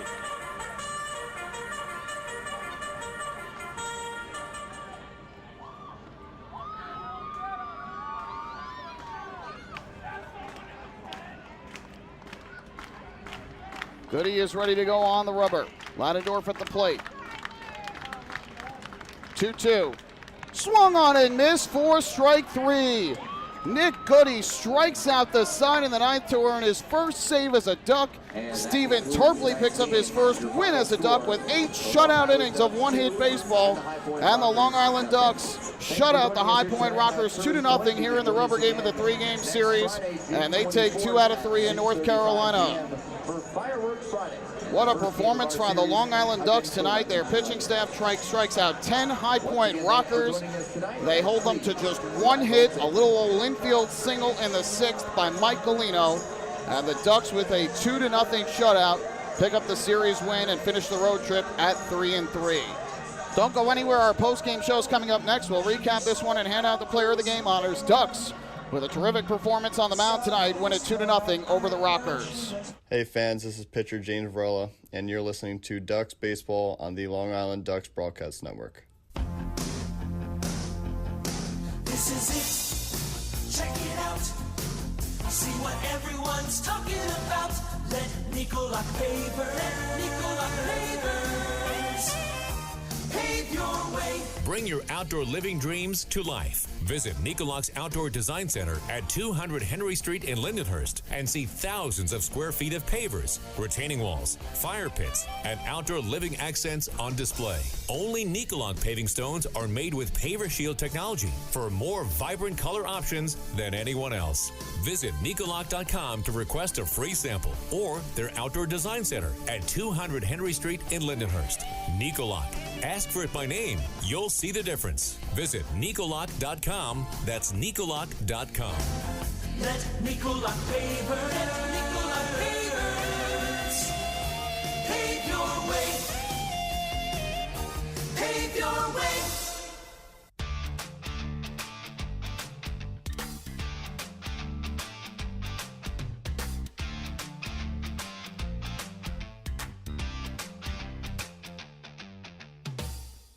What a ball game from the Long Island Ducks pitching staff tonight. They needed it as the Ducks managed just 2 runs offensively, but it was enough to get the job done. Stephen Tarpley was brilliant. Nick Goody earns his first save with the flock, striking out the side in the 9th. And the Ducks with a 2-0 shutout of the Rockers return the favor after High Point shut out Long Island last night 3-0. And the Ducks take 2 out of 3 here in North Carolina from High Point. And they ultimately take 3 out of the 6 games on this road trip. Let's recap this ball game for you. Neither side dented home plate over the first 5 innings as Stephen Tarpley and Craig Stem locked up in a great pitcher's duel. The Rockers managed only 1 base runner over the first 5 innings against Tarpley on a walk by Aklinski with 1 out in the 4th. Meanwhile, the Ducks managed just 2 base runners over the first 5 innings against Craig Stem on a 2-out single to right in the first by Alejandro De Aza and a 2-out infield single to short by Joe DiCarlo in the 2nd. But in the 6th, the Ducks broke through. Dustin Woodcock led off the inning with an opposite field solo home run to left center, his 4th of the year. And that gave the Ducks the 1 run they would need to get the win. They would add another insurance run, though, with 2 outs in the 6th. When Stem walked, De Aza allowed a base hit to center by Sam Travis. And then Davidson Romero with an RBI single to left. His 19th RBI of the season made it 2-0. That was more than enough for Tarpley, who again had struck out 6 over the first 5 innings. The only base hit he gave up tonight was a chopper past the mound towards the middle of the infield. Vladimir Frias fielded it and threw off balance to first base, and the throw pulled Sam Travis off the bag. It was a tough play for Frias. An accurate throw probably gets him, but it was deemed an infield single. That was all Tarpley allowed, rather. He retired the next 8 hitters in a row to end his night. And Nick Goody then retired the side in order in the ninth, striking out Golino, Alfonso, and Ladendorf to earn his first save with the flock. The Ducks with a one-hit shutout over High Point. They win it 2-0. Final totals from tonight's game for the Ducks: 2 runs, 5 hits, no errors. They left 6 on base. For the Rockers, no runs, 1 infield single, no errors. They left 1 on base. Stephen Tarpley earns his first win of the year. He improves to 1-3. And he finished the road trip with 15 scoreless innings, allowing just 3 hits and 3 walks while striking out 17 batters. Just an unbelievable road trip for Stephen Tarpley. The loser, Craig Stem, he falls to 0-2 as he allowed 2 runs on 5 hits and a walk over 6 innings with a strikeout. Nick Goody, his first save of the year as he struck out the side in the ninth. The game took 2 hours, and I believe it was 2 hours and about 20 minutes here tonight before a crowd of, I don't have the actual attendance for you just yet. Let's do a quick refresh, see if we've got it here for you. 2 hours, 19 minutes, the time of the game. I believe that's actually the second fastest 9-inning game of the year for the Ducks. Let me quickly check that for you. Indeed it was. 2:17 was the quickest 9-inning game. That was here in High Point as well on May 3rd. 2 hours, 19 minutes, the time of the game. 1,769 the attendance here tonight. Time to hand out tonight's player of the game honors, and there is no contest. It is Stephen Tarpley, the lefty for the Ducks. 8 shutout innings. He allowed just 1 hit, 1 walk, struck out 7 through 96 pitches, 62 for strikes. A brilliant performance by Tarpley. He is tonight's player of the game. We will take one more break. When we come back, we'll have the out-of-town scores, and then we will wrap things up from the road trip where the Ducks win tonight 2-0 over the Rockers to take the series. Hey fans, this is outfielder and hitting coach Lou Ford, and you're listening to Ducks Baseball on the Long Island Ducks Broadcast Network. When we see Long Island, we see you. Because at Catholic Health, we know that it's your remarkable lives that breathe life into our island. So at every Catholic Health hospital, practice, and care facility, we're able to provide the highest quality, most innovative care for your body, because our culture cherishes your humanity. Long live Long Island. Morning, Dan. How was your weekend? Oh, it was awesome. I took my family to a Ducks game and had a blast. The seats were great. We ate a ton of food, and the Ducks won. They even had amazing fireworks. Oh, yeah, they got a good thing going on there. I took friends to Thirsty Thursday a couple weeks ago and had too much fun. They should totally use us in one of their radio spots. You mean like the one we're doing right now? Sure, that works. Ducks Baseball. Good times every time. Get tickets at liducks.com.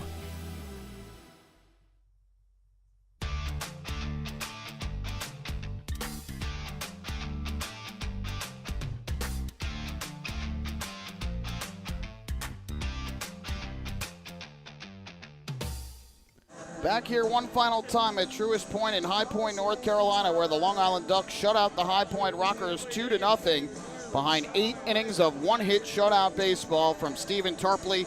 Just an infield single and a walk allowed by the left-hander. He struck out 7 as he picks up his first win, and then Nick Goody struck out the side in the ninth to earn his first save with the flock. On the out-of-town scoreboard here, one game of final from earlier today. The Wild Health Genomes, who will face the Ducks on Long Island over the weekend, pick up a 2-1 win over the Barnstormers in Lancaster. Guzman, the win, improved to 2-0. Sullen dropped the loss, fell to 2-2. And Moreno, his 6th save of the year. Melbauer and Moorer drove in the 2 runs for Wild Health, and Shaver, the lone RBI for Lancaster. Everything else is still going on right now in the Atlantic League. The Gastonia Honey Hunters maintaining a 2-0 lead over the Charleston Dirty Birds in the 6th inning down in Gastonia, North Carolina. Delgado draws 5 scoreless innings to begin the night for Gastonia. They have 2 RBIs from Jake Skoll. Walker Weichel started the game for Charleston. In Southern Maryland, the Blue Crabs continuing to beat up on the Ferry Hawks. They lead at 6-1, bottom half of the 6th inning. Jared Walker, his 11th home run of the season. David Harris, his 7th of the season for the Blue Crabs. Mackenzie Mills has been terrific on the mound for Southern Maryland. Meanwhile, Angel Aguilar, his 9th home run of the season for Staten Island. And we've got a good one brewing in Lexington, where the York Revolution and the Lexington Legends are tied at 8. That game is in the bottom of the 6th inning. Isaias Tejeda, the former Red, with his 3rd home run of the year for Lexington. Carlos Franco, his league-leading 18th home run of the year for York. Connor Lean also going deep for the Revolution with his 5th home run of the season.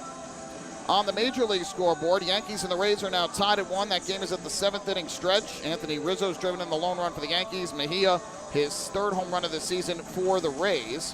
Mets trail the Brewers 4-2. That game is in the bottom of the 5th inning. McNeil and Nito with the RBIs for the Mets. Christian Yelich, his 7th home run of the season for the Brewers.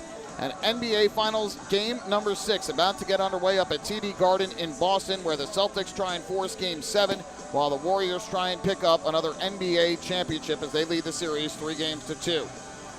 So that'll do it for the out-of-town scoreboard. Ducks will head on the bus and head back home to Long Island, about a 9 to 10 hour trip, and they will open up a 3-game series at home over the weekend against the Wild Health Genomes. First time ever that they'll be facing the Genomes, so history this weekend on Long Island. For the Ducks, they will send right-hander Scott Harkin to the mound tomorrow night. He has been great of late, 3-4 with a 4.26 ERA overall on the season. He'll be facing former Atlantic League veteran, I should say, and right-hander for the Genomes, Eli Villanueva, who is 3-4 with a 5.63 ERA. He also serves as the pitching coach for the Genomes. So a matchup of right-handers on the mound tomorrow night on Long Island. The Ducks will try and continue their strong line of starting pitching as they turn in 5 quality starts here on the road trip, and they end up getting 8 terrific innings tonight from Stephen Tarpley in the 2-0 Ducks win.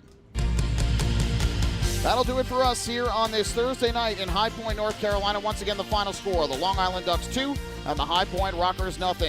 We invite you to join us for our next Ducks broadcast, which will be tomorrow night when the Ducks return home to face the Wild Health Genomes in the opening game of a 3-game series. Pre-game show will begin at 6:20, the first pitch at 6:35. Mike Moore will have all the action for you from Fairfield Properties Ballpark in Central Essex, New York. My name is Michael Pollock. Thank you so much for spending your Thursday night with me. Hope you enjoyed the broadcast and this terrific Ducks win. Have a great rest of your night. We'll do it all over again back home on Long Island tomorrow evening. Good night and so long from Truist Point in High Point, North Carolina.